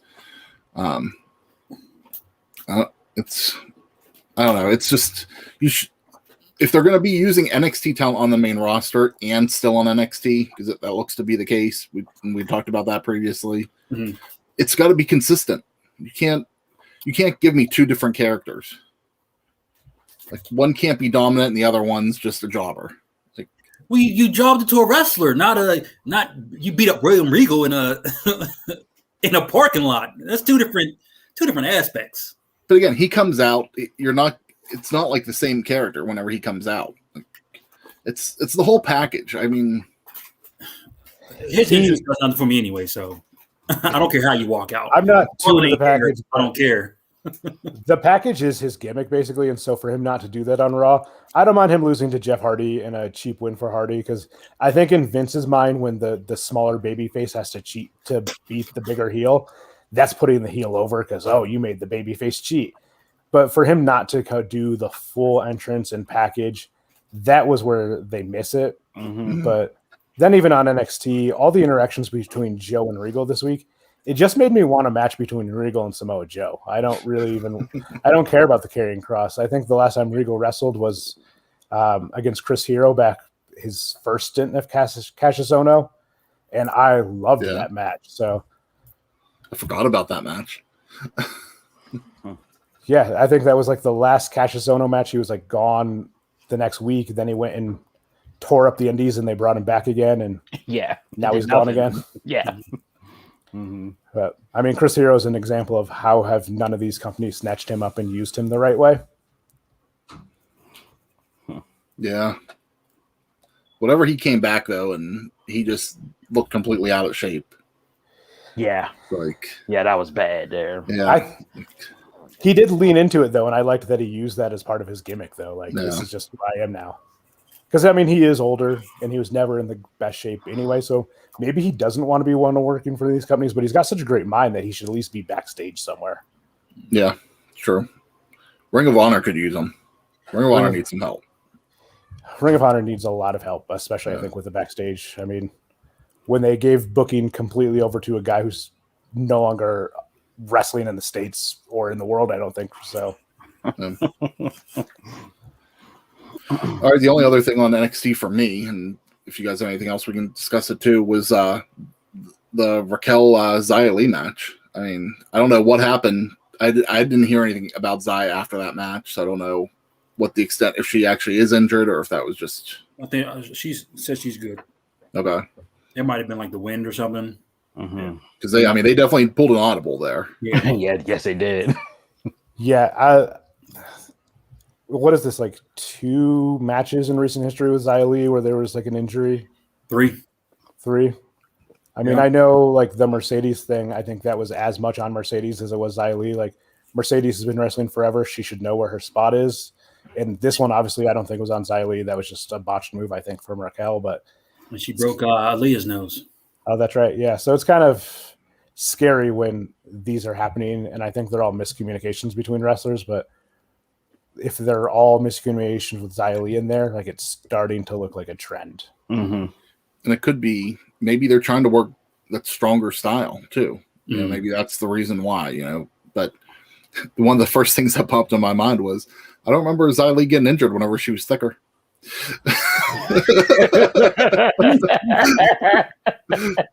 That's honestly an excellent point. Yeah, I like Xia Li, but if people are going to get hurt when she's in a match, it's going to become a liability. And maybe it is that strong style. Like, not as many of the NXT women can work that strong styles on the men's side, so it doesn't go seamless. Anything else on NXT? For me, it was another consistent straight across show. Hit Row need to quit rapping, please. Yeah, please. Yeah, I didn't enjoy that at all. But please, the fans love it. Please. But who's just when you see they? I didn't enjoy that segment at all. Like, the segment was bad. Only thing I liked was the guitar smash. That had a pop. That was it. You could just rewind TNA and see Jeff Jarrett do it many times. NXT is just what it is. They've been doing it so long. It's just they're in cruise control. Yeah. And I think that's a good way to describe it, because NXT used to be a must watch for me every week. And it's not right now for me. It hasn't been for a little bit, and I think that's a good description. That's just on cruise control, and it provides a solid show, but it's not must watch for me. Well, I think breaking up Undisputed was a mistake because now all those guys who wrestle similar styles are all just up and down the card. So you're getting 3 of the 4 members of Undisputed in matches on NXT, and like they're all good matches. And I loved the O'Reilly Theory match, but they weren't like great level. I always think those guys were better together, and then just showing up on the big shows when they can show out. And I just think them all working week to week just doesn't do it for me. Like right now, I have more interest in Diamond Mine than any of them. Yeah. Go. Yeah. That's true. All right. Anything else, or we want to head over to SmackDown? We can head over to SmackDown. All right. Pros, cons from last night. I didn't care for last night. Other than Cena and Roman, I didn't care for much of it, honestly. The crowd seemed to love Roman's missionary line. Of course. I did not. I liked the line. I thought it was a good line. I did not like that Roman said that the way he said it. And my reasoning behind that was, last week Steve brought up whenever Roman last week on SmackDown was the first time crowds showed up, and Steve brought up the fact that Roman came out, crowds booed him, and he goes, "I was glad to see that because, that means Roman's doing what he was doing." I don't think the crowd was going to boo Roman or was going to cheer Roman no matter what, because they didn't cheer him back in the day either. But so he comes out, gets booed last week, comes out, gets booed this week, but he cuts this promo and the crowd cheers that line. And to me, that was just like, don't make Roman Reigns cool. If you want him to be this bad guy, let him be the bad guy. Don't make him to be cool where you want to be like Roman now, because then he is going to get cheered. He's going to say these lines, and the crowd's going to start cheering for him whenever he comes out. It'll be like The Rock when he turned heel. Yeah. I didn't mind the line, but like, if it's a one-off, cool. Oh yeah, honestly, I don't care. I don't want you to keep doing it. But then again, there's times like if you do it, I want you to play it off like Rock, like this ain't sing along with the Rock. Yeah. Yeah, but he can't do that. Yeah. Because even the way Roman delivered it was like he was kind of saying it jokingly, like just trying to be the cool guy. And it's just like, okay, like to me, that's whenever Vince is gonna be like, oh, we got something here. Yeah. Don't keep Yeah. That's what I don't want to see. I want him to be the heel. I want you to keep booing him. Like, because, and I've said this, Roman's promos entertain me. I usually don't enjoy the payoff, of the matches, but at least he brings me in. And if he's the cool guy, I'll probably still get brought in, but it's just going to lead to the crowd cheering for him. And maybe that is their plan already. Who knows? But I don't think, though, just because it's Roman. Best case scenario is they knew he was going to get cheered in front of the live crowds for the first time in forever. So you kind of I actually thought he was. Steer into the skid for a couple weeks. But I mean, if he destroys Balor, like that will like cement him back onto that getting booed side. So maybe I'm hoping it was a steer into the skid. Then we write the course as he just decimates the returning Finn Balor. I didn't expect that. That came out of nowhere for me. I love that. Yeah. The one thing I didn't like was the Big E segment. Oh, that was awful. Okay. I don't know what happened there. It was going somewhere, and then all the jobbers, all the mid-quarters came out. Yeah. I thought it was leading to a 6-man tag that night. That's what I thought, yeah. I wonder if it was supposed to, but they realized the show was going to go long, and they just didn't do it. But also next week. Kind of crazy. It's nice to see Big E get that "You deserve it" chant. I mean, he's gonna cash in for the IC belt. This is for the first time ever. You see, this is where I need Big E to he gets Kofi and Woods and cashes in for the tag team belts. Like, see, this is where I need biggest waste of the cash in because New Day should have a tag team championship match anytime they want it. So this is where I need E to like. How do you guys think about Shotzi and Knox, the way they're using them so far? What do you guys think of Shotzi and Knox, the way they're using them so far? Hold on, Donald was trying to say something about Big E. Go ahead, Donald. I was saying Big E, like he needs to step out of that whole mid card thing. Like he shouldn't be like anywhere near like the mid card whatsoever. I mean, I know he's not going to go for the title right away, but he don't need to associate himself with that whole tier because it's just keeping them in the wheel, like a hamster in the wheel, like they're going nowhere. Mm-hmm. Yeah. Because like soon as he was talking and then Apollo's music hit, I'm like, what the hell? Yeah. I will say the one thing I did like, and this is nothing. This is so minimal. Because I don't like the new stage. Like it's too big. Like and that's WrestleMania-ish. Yeah, it looks like the WrestleMania stage. But I did like the way Apollo kind of looked coming out, like with a big staircase behind him. I thought I thought it was cool. You know, I'm sure I'll probably get that looked cool in the Spears. Like yeah. But Greg, you were talking about Tegan and Knox, or Knox and Shotzi. Sorry. Yeah, I was just curious how you guys thought they were using them so far. Jobbers. I think they have a shot at the belts. Of course, they have a shot at the belts. They beat them 2 times, so everybody has a shot at the belts. I mean, when you have 3 tag teams in the women's division, everybody has a shot at the belts. Of course. I mean, it looks like they're now breaking up Jackson Baszler. So as of yet, but yeah. Reginald needs fired. Yeah, it just seems crazy that they move Naomi over to SmackDown, bring in Toni Storm and a tag team just because Bayley's not there. Like, how short-sighted is it? I mean, Bayley's wonderful. I've been a Bayley mark since early NXT days, but to make her that important to the show that you have to replace her with 4 women to fill up that time is just insane. Hey, that's the NBA trade. No, I think it was just because you're back in front of live things. You need to do something with SmackDown. And the rumor is Sasha's returned for SummerSlam. So, you know, that's. I think Sasha's the replacement for Bayley. Yeah. That could be it. Will she be vaccinated when she comes back for SummerSlam, or? Oh, is she an anti-vaxxer? She's an anti-vaxxer, yeah. What you guys think about the matches at Miami thing? At what? The matches at the Miami place. They should have done one. Yeah. The 2, I'd have been pissed as a fan. The crowd looked like they weren't into it. It's just like we're here for a concert.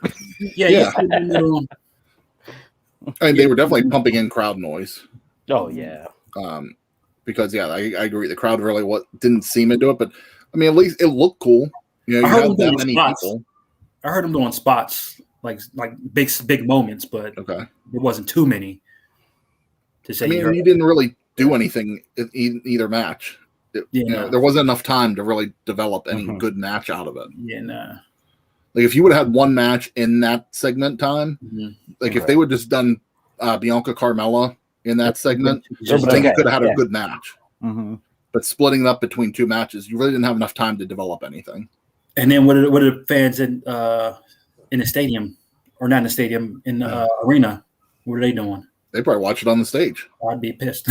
Yeah, that's why you can't do 2 venues. You know, it's not WrestleMania 2. That's why I didn't like it, because you're just back on. It's the first week of full touring, and you didn't give the full fans. Yeah, we actually had a friend that was in the crowd, so we'll have to ask him. What they end up doing. Anything else on SmackDown? Nah. What did you want to? What was it? Before we move off of Raw, you wanted. Oh, never mind. You said fans don't make a good show or something. Was that it? Yeah, and I just kind of feel like, and honestly, if there was any show that kind of did that for me this week, it was kind of Impact and Slammiversary. They had such minimal fans, and apparently Nashville's still not completely open, so they couldn't have a big crowd. But it just everything. It was the same look like that they do for Impact, just with a small crowd around, and the crowd really didn't do much for me. It was good to have them for reactions. Yeah. But it didn't change Impact at all. And I kind of felt the same way with Raw this week, where it was a typical Raw show, And because we had kind of talked about the week before, like everybody was saying, like with AEW, like, oh, it wasn't a good show. It was just the crowd was into it. Well, Raw proved a good crowd does not make the show. Yeah. I mean, I was expecting different, instead of running matches back again and again and again, but no. On to AEW, I guess. Yeah, I'm honestly for AEW. I mean, I enjoyed the main event this week, and AEW is another one where kind of like in NXT, where I think it's a good, consistent show. Other than the main event, I really don't have a whole lot to talk about of the show this week, really. I didn't get a chance to watch it this time. I mean, I'm gonna go back and watch it. I didn't get to watch it on time, but so I can't really speak on anything. But I'm just so over the street fights, like the weapons fight, street fights. Why are Christian and Matt Hardy feuding? That's like, I love Christian, but come on, that's a waste of screen time. Yeah. You don't like Jeff Hardy either, or Matt Hardy? I mean, Big Baller Matt or whatever he is. No, the Hardy family. It doesn't even feel like a stable. It's like a loose collective of people, and it's just for Christian to be joining up with Jurassic Express just because he's got a long rivalry with Matt Hardy that he didn't ever really have. Edge had the rivalry with Hardy. It's a waste. By association. I think the Christian coming in has been a waste from going on and paying for the Impact entrance for Christian Cage instead of giving him something new. I think he should have been Jay Russo. He should be there to help develop the talent because I still don't think all the talent can still work with the TV spots. Yeah. And that's what he should be there for. I know that's what Mark Henry's there for. Like, that is his skill. Like, he was the guy in WWE on the house shows that worked someone back into ring shape after an injury. That's what he should be teaching those guys, how to work television matches, and that's what he's doing. Love the man. He should be in the WWE Hall of Fame, but like, they've wasted a lot of money for him to be hanging out with Jungle Boy and not doing much. He should at least have put somebody over. That should have been his role coming in. Yeah, give him 6 months with Ricky Stark because Ricky Stark is a star, and let him put Ricky Stark over for 6 months. Like, that's what happened with that? Weren't they beefing? Remember, he had his neck injury. Now it's Brian Cage. Screen time. Okay, so maybe they circle back around to that. Who knows? Possibly. Biggest thing for AEW for me is I hate the commercial breaks. How in the main event with just under a minute left in your show do you go to a commercial? To me, they try to be different, and there's some formulas that I'm okay with using. The picture-in-the-picture just makes the commercial seem so much longer to me now. Just go to break. Just go to break.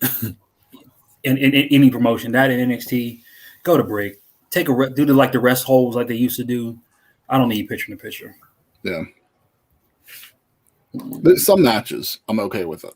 It doesn't need to be for all majority of the matches. Yeah. I mean, there should be, if you have a main event, you should have that time slotted to nothing but time remaining. Yeah.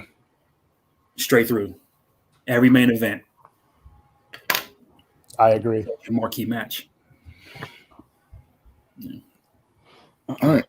So the big, I think the big thing this week with AEW was the rumors surrounding talent coming in.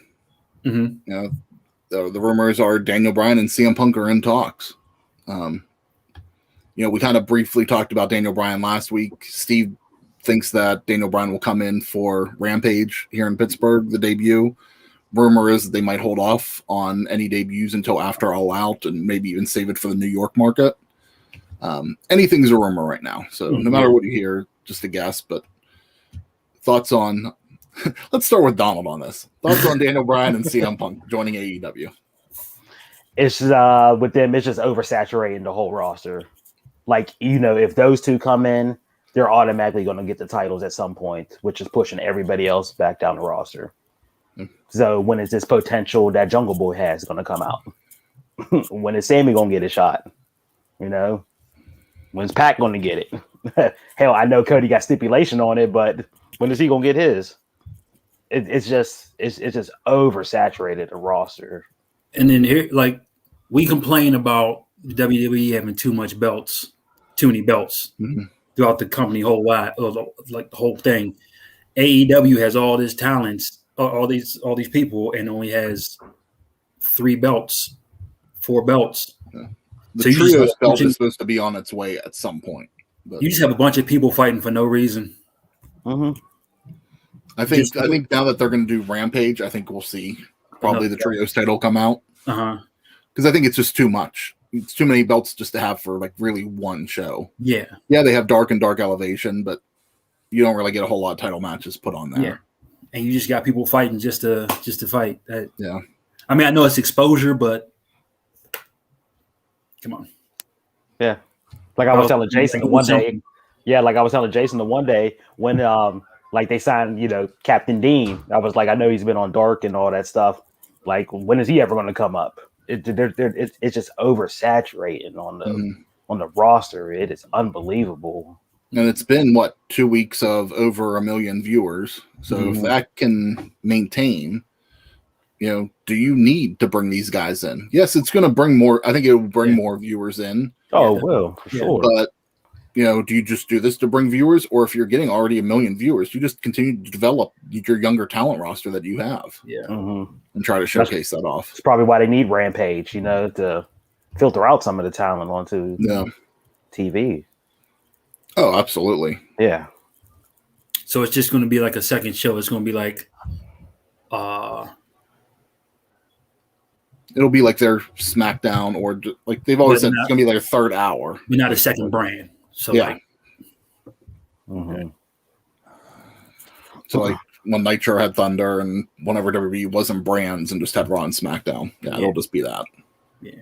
Where Dark Elevation and Dark will focus more on the younger talent, because right now they do throw in the occasional match, that could be on Dynamite, where Rampage will fill that spot now, and then that'll focus just on breeding the younger talent, which is its goal.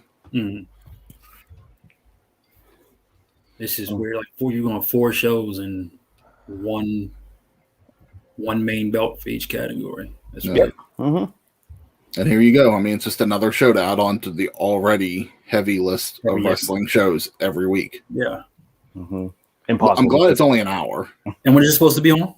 Friday nights at 10. So it'll be on right. So if you want 3 hours of wrestling, you'll have it 8 to 11 on, between 2 hours of SmackDown and 1 hour of AEW. I'd probably more than likely watch that than Dynamite, just because I'm already into wrestling, and then just switch over. I know Dynamite, I have to turn on the TV and actually search for it. It's too much work for a lazy person. Is there anything else from this week in wrestling that we want to bring up? I missed Hangman and Omega. Was anything worth it? I'm gonna watch it, but it was just kind of building up more for next week. Okay. Yeah, I honestly don't even remember too much about the segment. To sit there, so to me, it just didn't really hit. I kind of felt like, I didn't enjoy last week's segment. I felt that kind of built up to next week's match more than anything. Okay. As I said last week, I just want those two to face off. Yeah, that's with been each a good other. story. I like the confidence angle, which makes me think that you don't have Omega drop any of those belts until he drops to Page, and then the confidence angle flips. Like, now you've lost your confidence, and just have Page show up at those matches. Like, have him sitting front row for all Omega's title defenses, and keep that story going. Like, give us 6 months till we get the rematch. Like, after he drops the belt and he drops all those other titles. I think this is the best story that AEW has told outside of MJF, I think, so far. Yeah. I'm invested in this story. This is probably the first AEW story that I'm completely 100% invested in. You said a match next week. What is that? That's going to be the 5-on-5 Elite versus Dark Order. Okay. So it's going to be Survivor Series style, so elimination. Okay. And I don't even want him to do that. Yeah. And Donald told me they're pushing Malachi and thing. They didn't get for Jacksonville. Yeah, for their homecoming or whatever they're calling it. Yeah. Wait, what show is that next week? No, it's this upcoming week's Fight for the Fallen, and then they go back to Jacksonville. So just for TV, you building this up just for TV? You just hot shot something like that. And this was my complaint when we started talking about Kenny and Hangman. Mm-hmm. I didn't want to see it just hot shot on TV, and I feel you're building this match in August. What is that? That's August 4th. Mm-hmm. All Out's September 5th. So you have a month to go where you could be building this match up for All Out. Yeah. I don't know. Sometimes I don't like how they hot shot stuff just for TV. Mm-hmm. Then I think Tony Khan's supposed to announce some new event this upcoming week on Dynamite. So there's been rumors that they're going to do like the Clash of the Champions type event. Okay. So I don't know if that's going to be what it is, but we'll see. Anything else? Yeah, I got one more thing. Walter in Dragunov 2 is getting pushed back to SummerSlam's TakeOver. Yeah, 36. Great. I'm okay with that move. Oh, I'm definitely okay with that. They should at least have like the fans. Yeah, they should have the NXT UK title just like they did when we went up to New York for Mania. They should have it on the Mania TakeOver, and they should have it on the SummerSlam TakeOver. Yeah. I was going to be happy with this match because the original was done without fans, so I was cool with it. But to have this with fans and a live crowd, I'm more excited for this match now. Other than that, MLW Battle Riot 3 is tonight live at 10 p.m. Well, not live. Is tonight at 10 p.m. on YouTube and beIN Sports. So this is MLW kind of restart with fans again. They taped this a couple weeks ago at the ECW Arena. So this is their Battle Riots can be interesting. I've watched them before. It's basically just a Royal Rumble. So yeah, I'm looking. I don't know if I'll watch it live tonight at 10, but if I don't have anything else going on, I might. Yeah. The Battle Riot got me into MLW years ago, their first one, and it's just a good show. I think the Battle Riot, it's fun. It's what wrestling can be when you just kind of throw some names out there and see what happens. So I like MLW. I think it's a great program to watch, especially it being on YouTube. It's easy, just on demand viewing. I didn't care for MLW without fans. I didn't like the production value kind of without fans just kind of took it away from me a little bit. Yeah. Anything else? You said WWE was adding a pay-per-view on New Year's Day. Yeah, on New Year's Day in Atlanta, they're gonna have a pay-per-view. Doesn't AEW usually do something? Not AEW, NXT? Or is it it just depends on how it falls. Okay. So New Year's Day will be Saturday, January 1st. Mm-hmm. And that's going up against the college football semifinal. Yeah. And guess what I'll be watching?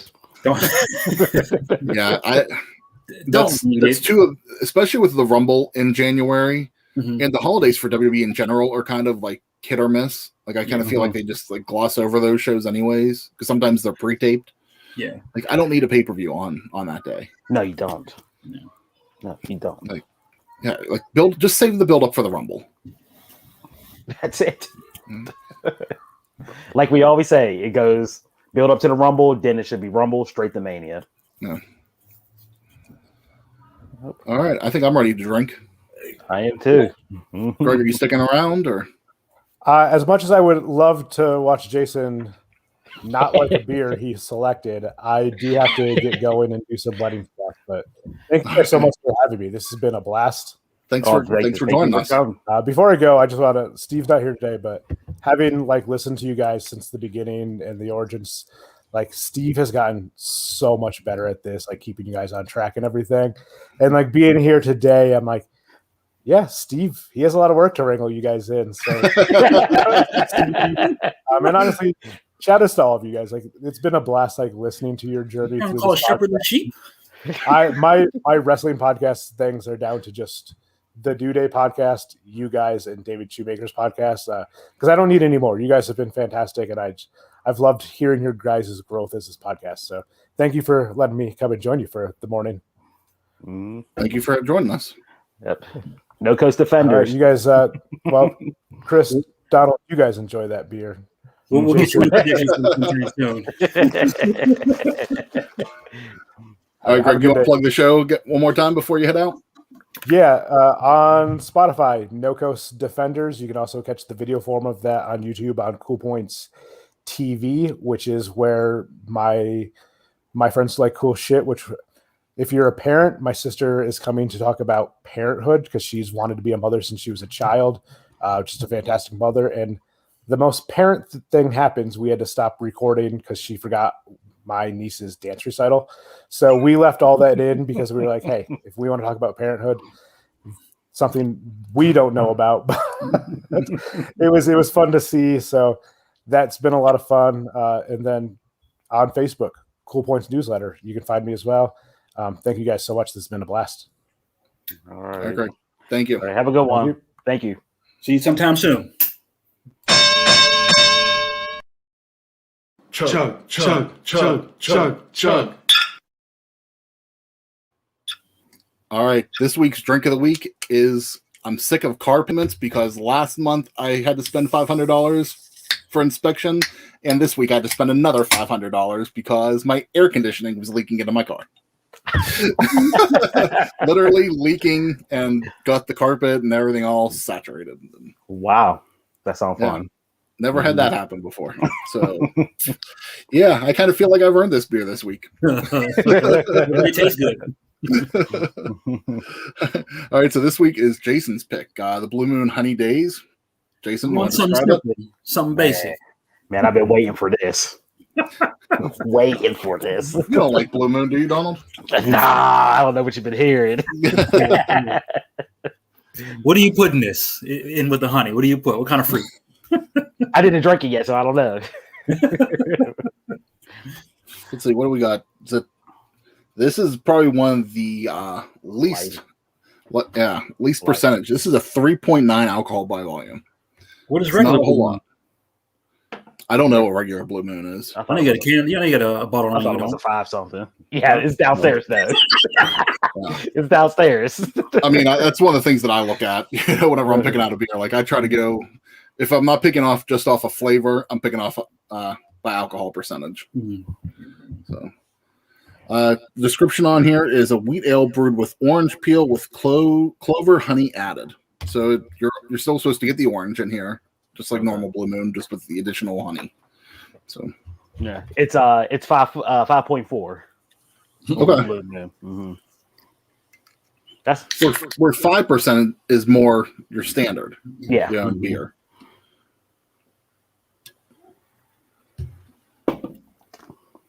I can do this because I taste. Man, this is super light. This is tasting like filtered water almost. Yeah, it does. I can do this. I can have more of these. Man. I got the rest of the case over here. This is water. This is water. This is a beer pong beer. Yes, it is. We know what to buy next tournament. Man, I'm not really getting the orange or the honey. Nothing. no, I'm getting nothing. It tastes like a traditional lager to me. And To me, it tastes like supposed to be what, a Belgian? Yeah. Mm-hmm. It tastes like LaCroix or like that type of Like that type of flavored water. Like well, you're just tasting nothing and you're getting a scent, and you're barely getting a scent. Mm-hmm. Like if you put this up with a Miller Lite or anything on there, Yeah. I don't know if I could tell you the difference between them. Mm-hmm. There might be a little more flavor profile in this, but I'm not getting, I'm not getting anything from this. I kind of feel like I'm getting a slight honey taste, but it's not a strong. It's not that honey is even a strong flavor to begin with. Mm-hmm. But Mm-hmm. It could be at times.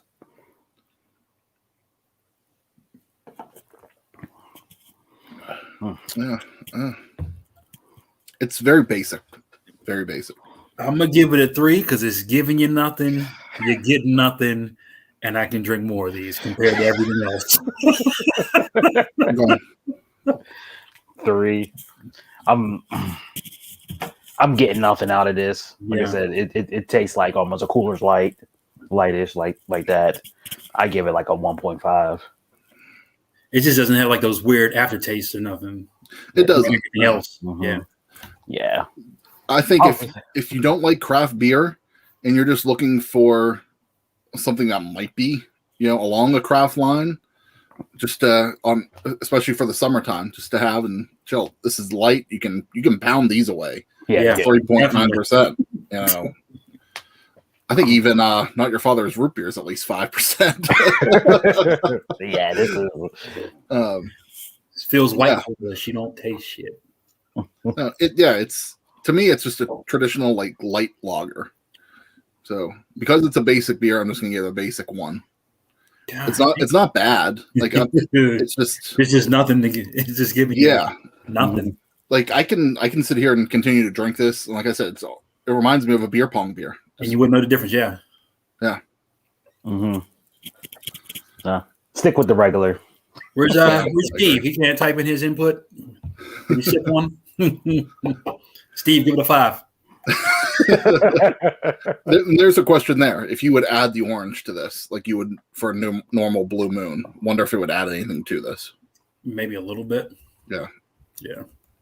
It give it its activation like the Mentos. You didn't do it right. Trying to put a Blue Moon and shake the can. You didn't activate all the antioxidant. All right, so I'm going to give this a try here.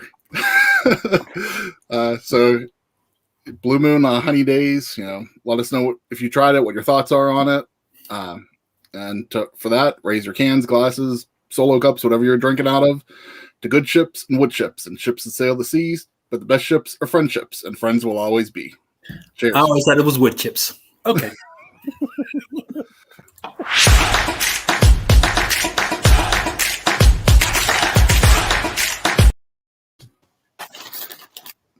I don't know if I said that wrong. My bad. You got it right. You got it right. Yeah. I was wood chips. That's all. All right. This week in sports, I think before we even start, we needed to go back and review something first. So 1 second. But Milwaukee has to win. They have to win. You got to win both games here. Bucks and 6. There's no way Milwaukee runs 4 in a row. Are you kidding me? Bucks and 6.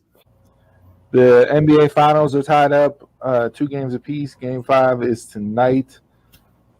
Are the Bucks back? Jason.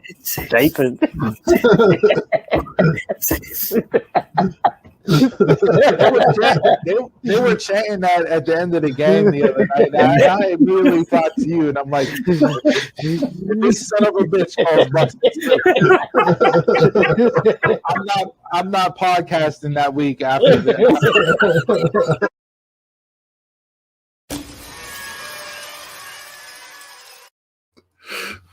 Jason.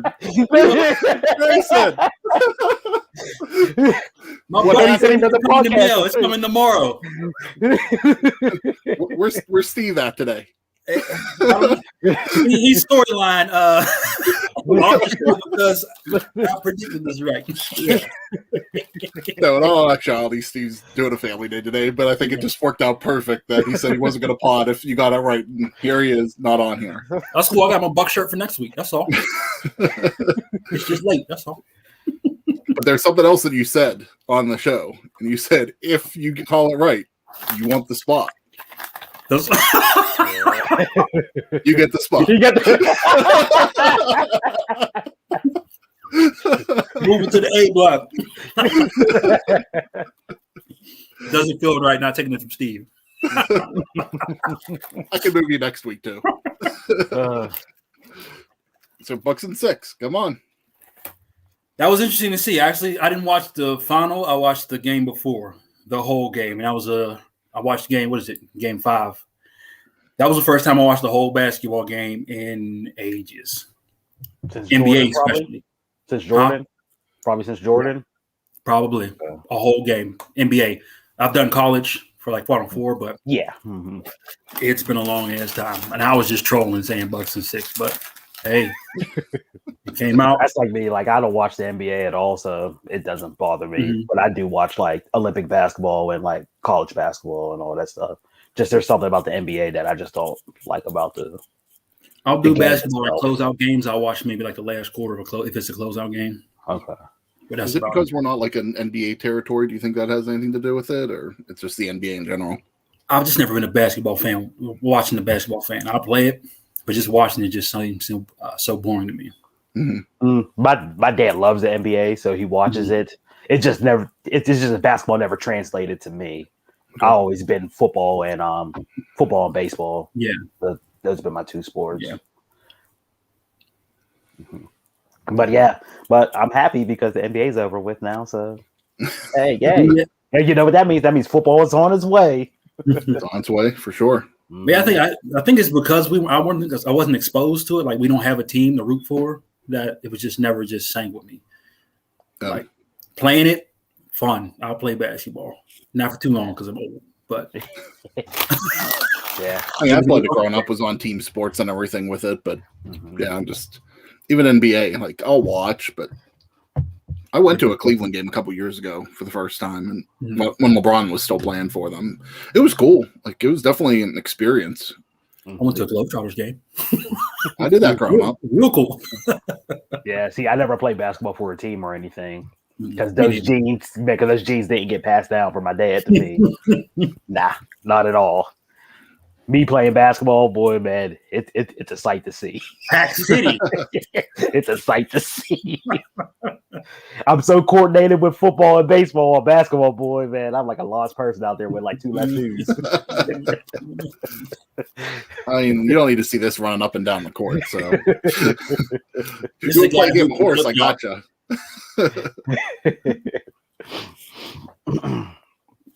Anything on the NBA Finals? Not really. No, not really. Hey, I want to hear Chris's take not Chris, Steve's take next week on Chris Paul because how does this him and his legacy? They're already talking about him going to LA, either staying with Phoenix or him goes to LA with LeBron and AD. Was like, hey. And then how are you a fan of that? Just changing I was gonna bring in somebody we can, just bring in somebody else and make a super team. How are you a fan of that? The way the Bucks did it. With one guy. The way they did it was good. Yeah. Built from the ground up. Yeah, great. That was like the best storyline of the finals. But, yeah. Yeah. So we can move on to something else. In other news this week, I mean, yesterday was the start of the Olympics. Opening ceremonies kicked off yesterday. A couple events went on. I watched female soccer. I saw Australia defeat New Zealand 2-1. I watched the second half of that mostly, but I think there was some archery going on. I think I see China won a gold medal overnight. Yes, the girl, the lady, she won in a air rifle, I think it is. That was on the team. Okay. And then there was a Iran person too who won for air pistol. Okay. So those were the first two goals. I think cycling was on the day. Okay. Yeah, there was before I came on here, I was watching the women's soccer team. They were playing New Zealand, and I was watching the butterfly breaststroke for swimming and the women's 4x100 relay. Yeah, I don't watch any Olympics. I hear it because I guess my TV's on USA because of wrestling, and then when USA messes up, skips to the next channel up. So USA, when my guide is on or something, I'll sit there and watch. It'll be a blank screensaver, and I'll hear USA or Olympics in the background. I mean, they're putting it everywhere this year. You'll have it on NBC like normal. You'll have it on NBCSN. You'll have it on USA, and then of course NBC has the Olympic channel. So it's I don't know if they're throwing it onto like Bravo and other channels like that, but I know at least those core stations are getting it. And then of course Peacock, you can watch it on there too. So pass. If you want to watch Olympics, you're going to have more than enough opportunity to watch it, instead of just the recap and the stuff that NBC will throw on at night. Do they have the schedule laid out? They do. You can go on like the Olympic channel website, and they kind of like list what the events are for the day. Okay. Since it's the Olympics, what event do you guys look forward to in the Olympics? For me, swimming. That's usually the main one. I know I'll watch some basketball and some soccer too, but Soccer, if it's the women's and they're in the finals, but that's about it. Okay. Yeah, I look forward to the track. Mhm. The track a lot. Yeah, just see that. Now, if it was winter, maybe something different. I don't watch any Summer Olympics. yeah. And next year's gonna be winter, so because of just how with COVID and everything it fell. We don't really have a whole lot of time until the Winter Olympics start back. Yeah, not at all. Yeah, that starts in February 4th in Beijing. So I always look forward to hockey on that. So yeah, the Olympic hockey is great. I love it. So yeah, not a lot to report on the Olympics this week, just because it's just kicking off yesterday. So I'm sure next week we'll discuss more. We'll see what. Probably by this time next week, we'll know what everybody's focusing on with the Olympics. What the sport to watch will be. Yeah. And tracking the gold. Other than that, NHL was a busy week. They had the NHL expansion draft for Seattle Kraken, and then they started the NHL draft last night. So they had the first round. For the regular draft, Pittsburgh didn't have any pick in the first round. They gave that up last year, so we'll see what they do today. Man, they gotta stop giving up their first round picks. Yeah, man. I mean, I know they're invested in their team still, but Malkin's time's almost up. Who knows how much time Crosby has left? Letang. You need to start looking towards the future in the draft now. You can't wait for the next Sidney Crosby to draft. Yeah. You can't have a shit team for a couple of years and just get that number one pick at some point to draft them like they did with Sidney. Because the Penguins weren't good for a few years before they got him. Oh, yeah. I remember not going to the arena, but I remember, watching games and the arena was bare. That's how bad it was. Yeah, it really was. And those teams were bad. Yeah, they were really bad. I watched, I read a couple articles this week about the Kraken draft. It doesn't, so the Kraken came in, I think, almost 30 million under cap on their draft. They still have, they did get a first round pick yesterday in the first round of the NHL draft. They still have free agency. So that's apparently they were trying to wait for the draft and wait for free agency to kind of play around with the money a little bit. Seattle's happy, it seems, but they're kind of questioning, the overall draft, like they didn't feel like they got any like huge names, anything to be star power like on the team. And we'll see what they get in free agency if they bring anything in. But what was their pick at? Do you know? Number 2. Yeah. No. Yeah, they had 2 overall. So yeah, that's the only. Last night was just round 1, so the rest will happen today. But and then especially after free agency, we'll get. But I mean, Don, I know you watch more hockey, but do you think that we could see like another type of Vegas? Since Vegas is expansion team, they've been in the playoffs every year. They went to the finals their first year, which no one expected. They could have possibly won the cup, but they came up short. But I don't know if I see that yet with Seattle. No, I don't see it because the way the Vegas expansion draft was completely different than Seattle's expansion draft. No, because Vegas was allowed to make moves on top of moves on top of moves to get players and stuff. So I definitely don't see that. You're not striking lightning twice. No. And then for that NHL, like the owners got mad, like the ones who've been trying to get to the finals, and just a new team coming out the gate going to the Stanley Cup. So they changed the expansion rules because of that. Yeah. So no, I think Seattle might be in the pits for a bit before. So they pretty much got filler players. Yeah, and not people's like, high free agents. Yeah. There was a lot. There were a lot of players, like good players in their expansion draft. They just didn't pick them because their price tag was too high. Okay, and they didn't want to be in that hole already with the salary cap. So I mean, you have some decent players. Like, is it gonna give you? If they make it to the playoffs, I consider that a win. Yes. Yeah. For sure. So I don't need them to go to the Stanley Cup Finals, in their first season. Even if they have a winning year, that's a win, in their first year. So we'll see what happens. I kind of feel like right now Seattle might be a normal expansion team. It's going to take some time to build. There might be some growing pains with this franchise, but we'll see. I mean, I think they gave a lot of leeway to Vegas when they did, just because they wanted the Vegas team to succeed. It was a tough market to begin with for hockey, and they wanted people to actually go to the games, and I think that's why Vegas got the team that they got. Never even thought of it that way, but yeah, we can definitely see that now. Yeah.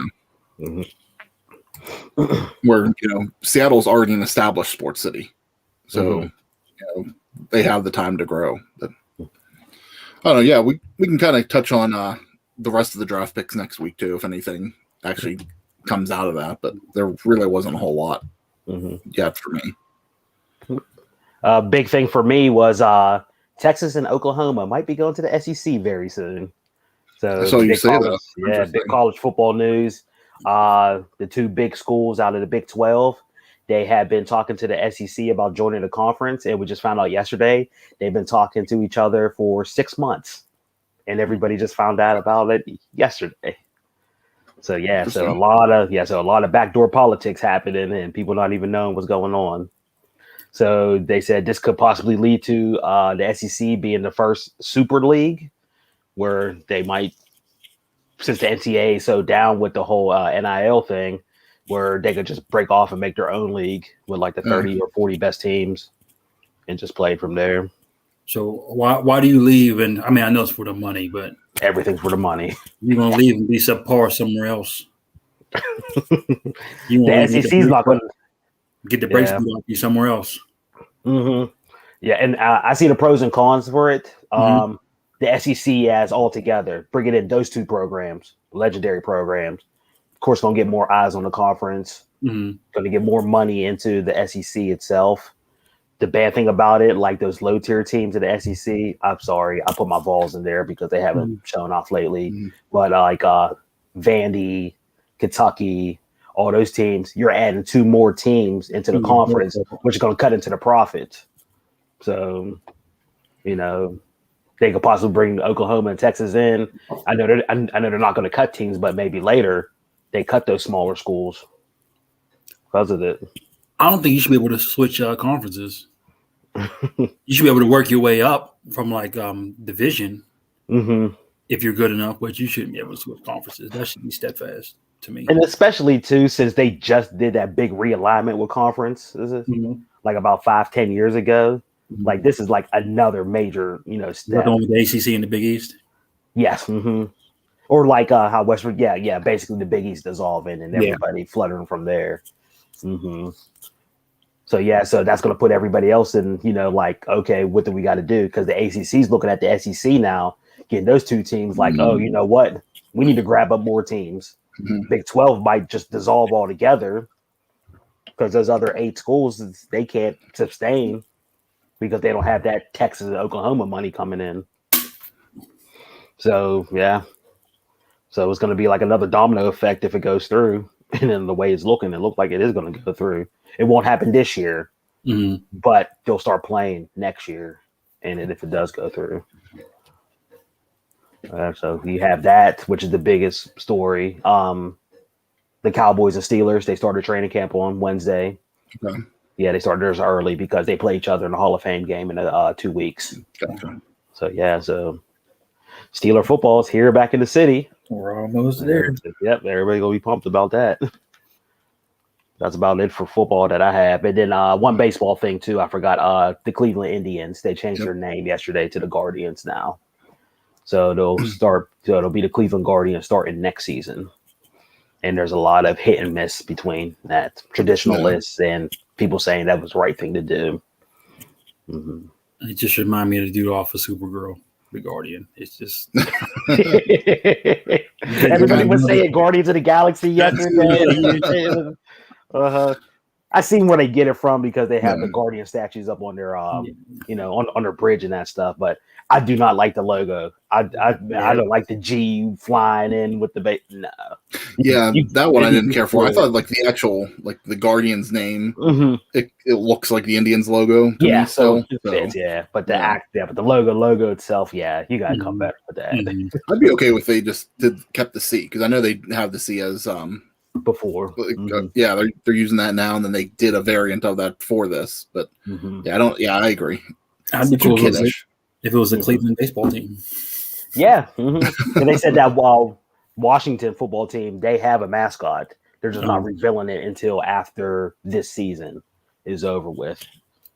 But I just like them being called the Washington football team. I'm okay with that. I mean, they played all season. Like if they have it, they should have done it for this upcoming season. Unless it's going to take too long to get the signage and everything because of COVID. But I think that's probably what it is. But that's all I have with sports. Yeah, that's all I had too. Jason, you got anything? Nothing. All right. Shall we? Bucks and 6. That's time for one. Got to go. Sure thing.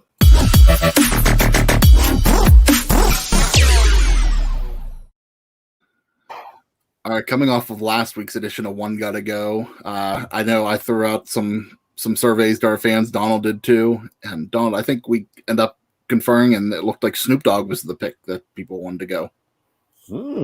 Wow. Yeah. That kind of surprised me, but hey. I know we all actually agreed on it with picking Jay-Z to go off, but we'll have to see. Jason, younger fans. Yeah, that's what it is. They got to be the younger fans. You didn't live through the times. Or people going through the list going, who are these people?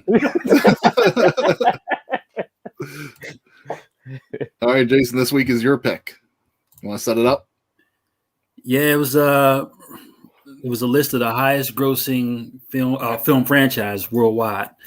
Batman was actually in there at number 4, but to me, of course, I'm biased, and there's so much inconsistency with the character that I had to take him off the list and kept with these guys. But like with the Batman franchise, since like MCU's on here, I think you should just factor that into DC, like factor them all together. See, they didn't do that because they don't have Spider-Man in this. They don't have Spider-Man, X-Men, and the other ones into this. Fantastic Four. Yeah, but that's technically not MCU stuff right now. Yeah, so. True. But they just like the Batman franchise as itself was number 5, which is impressive, but I'm still. I can see. I mean, we know we're biased against Batman, but I can definitely see why because there's a ton of Batman fans. Yeah. And it would kind of, Superman was first, but I think Batman got our generation of fans into superhero stuff. Yeah. And now, I mean, this list was made for Steve to be wrong. But since he's not here, I'm going to go ahead and Harry Potter got to go for me. I've never watched a single Harry Potter a day in my life. I watched like 5 minutes like 2 weeks ago, and it was like I left the room because somebody was watching it. I'm not watching it. I learned what a muggle is. That's about it. I've watched all of these. I cannot live without James Bond movies, so that is not going anywhere. Marvel Cinematic movies, there's too many of those that are favorites of mine, so those movies aren't going anywhere. There might be 1 or 2 that I can cross off the list, but for the most part, I'm cool with that. I have seen every Harry Potter, and I've seen every Star Wars as well. Harry Potter, I think, are great movies. I never read the books. I've only watched the movies. I enjoyed it. I've gone to Harry Potter, the Wizarding World down at Universal a couple times. I think that's a fun experience, like just to do stuff. I'm not even a theme park person. I enjoy Universal. I got started late on Star Wars. I didn't come to Star Wars till my late 20s. I watched them 4 through 6, then 1 through 3. Then I watched them in order, and then the new stuff. It's a great story. I mean, especially if you watch it 2 through 6, because 1's just god awful. I think it's a great story for Darth Vader. I think I enjoy that, but Star Wars just never connected with me growing up. You know, I watched the fourth movie, the original, you know, whenever I was growing up, and it never connected, and it took me so long to watch all of them. For me, Star Wars can go. Wow. Okay. James Bond, like Chris. I love James Bond to death. I can never go without it. The MCU, as I know, I was a hater of any game, but before that, I loved it, and now I'm back on board. So the MCU can't go nowhere. I seen every Star Wars movie, and I seen every Harry Potter movie. Harry Potter, I got in Harry Potter late. I actually got into it whenever the Deathly Hallows Part 1 came out. So I watched that, and I didn't know what the hell was going on because I knew it was so late in the game. But I went back and watched everything straight through and was like, now it all makes sense. The Star Wars, I was a big Star Wars fan, not from the beginning, but I came in right during Phantom Menace because me and my sister was like, let's see what's all the hype is about. So we saw it, and that was the first Star Wars movie I ever watched. So I was like, okay, it's fine. You know, it's cool. Then that's how I got hooked up on it. But recently, the Star Wars franchise has been so bad to me. I think once they moved to Disney, I think the writing and everything with the characters has been god-awful. I was okay with 7, but 8 and 9 were probably some of the worst movies I've ever watched out of that whole franchise. And I have novels and stuff, too, so they tell me I'm a big fan. But as for right now, Star Wars got to go. Wow. I didn't see that coming from you. I didn't see that coming either. I thought Steve was going to be the only one to pick Star Wars. And I'm not the biggest Star Wars fan. I got into it late in the game. Yeah, because it seemed like to me Disney muddied it up so much. I can't even go back and watch the original stuff. Not even The Mandalorian? I'm not even. You don't even factor that in? No, I can't. They muddied the water up for me so bad. Like I can't watch a Star Wars at all. I love the later Star Wars. These newer ones. All. I can't stand them. I love them. Oh, I hate them. The last one was kind of. Why don't you tell me the story of everybody and Snape and all that, or Snape? What's my name? Snape was Harry Potter. It's his doppelganger. Palpatine. No, the one that died for no reason. What movie we talking about? The dog guy. One the last one, or was that one before? So in 7, he was the bad guy that, and then they went to him and they basically killed him off real easily. The real big, like, alien-looking guy. Bald. I know exactly who you're talking about. I can't think of his name. I want to say, does it rhyme with Snape? Because that's who everybody thought it might have been. It was Palpatine, but it wasn't. Snoke. Yeah. I was close. Snoke. Yeah. Mm-hmm. I hate Star Wars now. I really do. All right, so Jason, you think Steve's gonna get rid of Star Wars? I know he hasn't seen James Bond, so I think he might get rid of James Bond. He never seen James Bond. No. I thought he never seen Star. Okay. He might not have ever watched Star Wars too. Steve is a wild card. Okay. So, Donald, what do you think he's gonna pick? I think he'll pick Star Wars. Hey, Steve, I got tag team belts for you. You pick Harry Potter. We can go into next week as co-champ. Gonna cut the belt down the middle here. You share out. So tell us what you guys think. Yeah.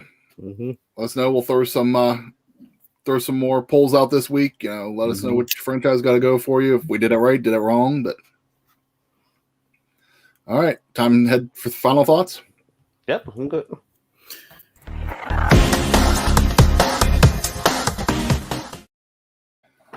All right, guys, thanks for tuning into episode 47. We are live here every Saturday on Facebook, Twitter, and YouTube.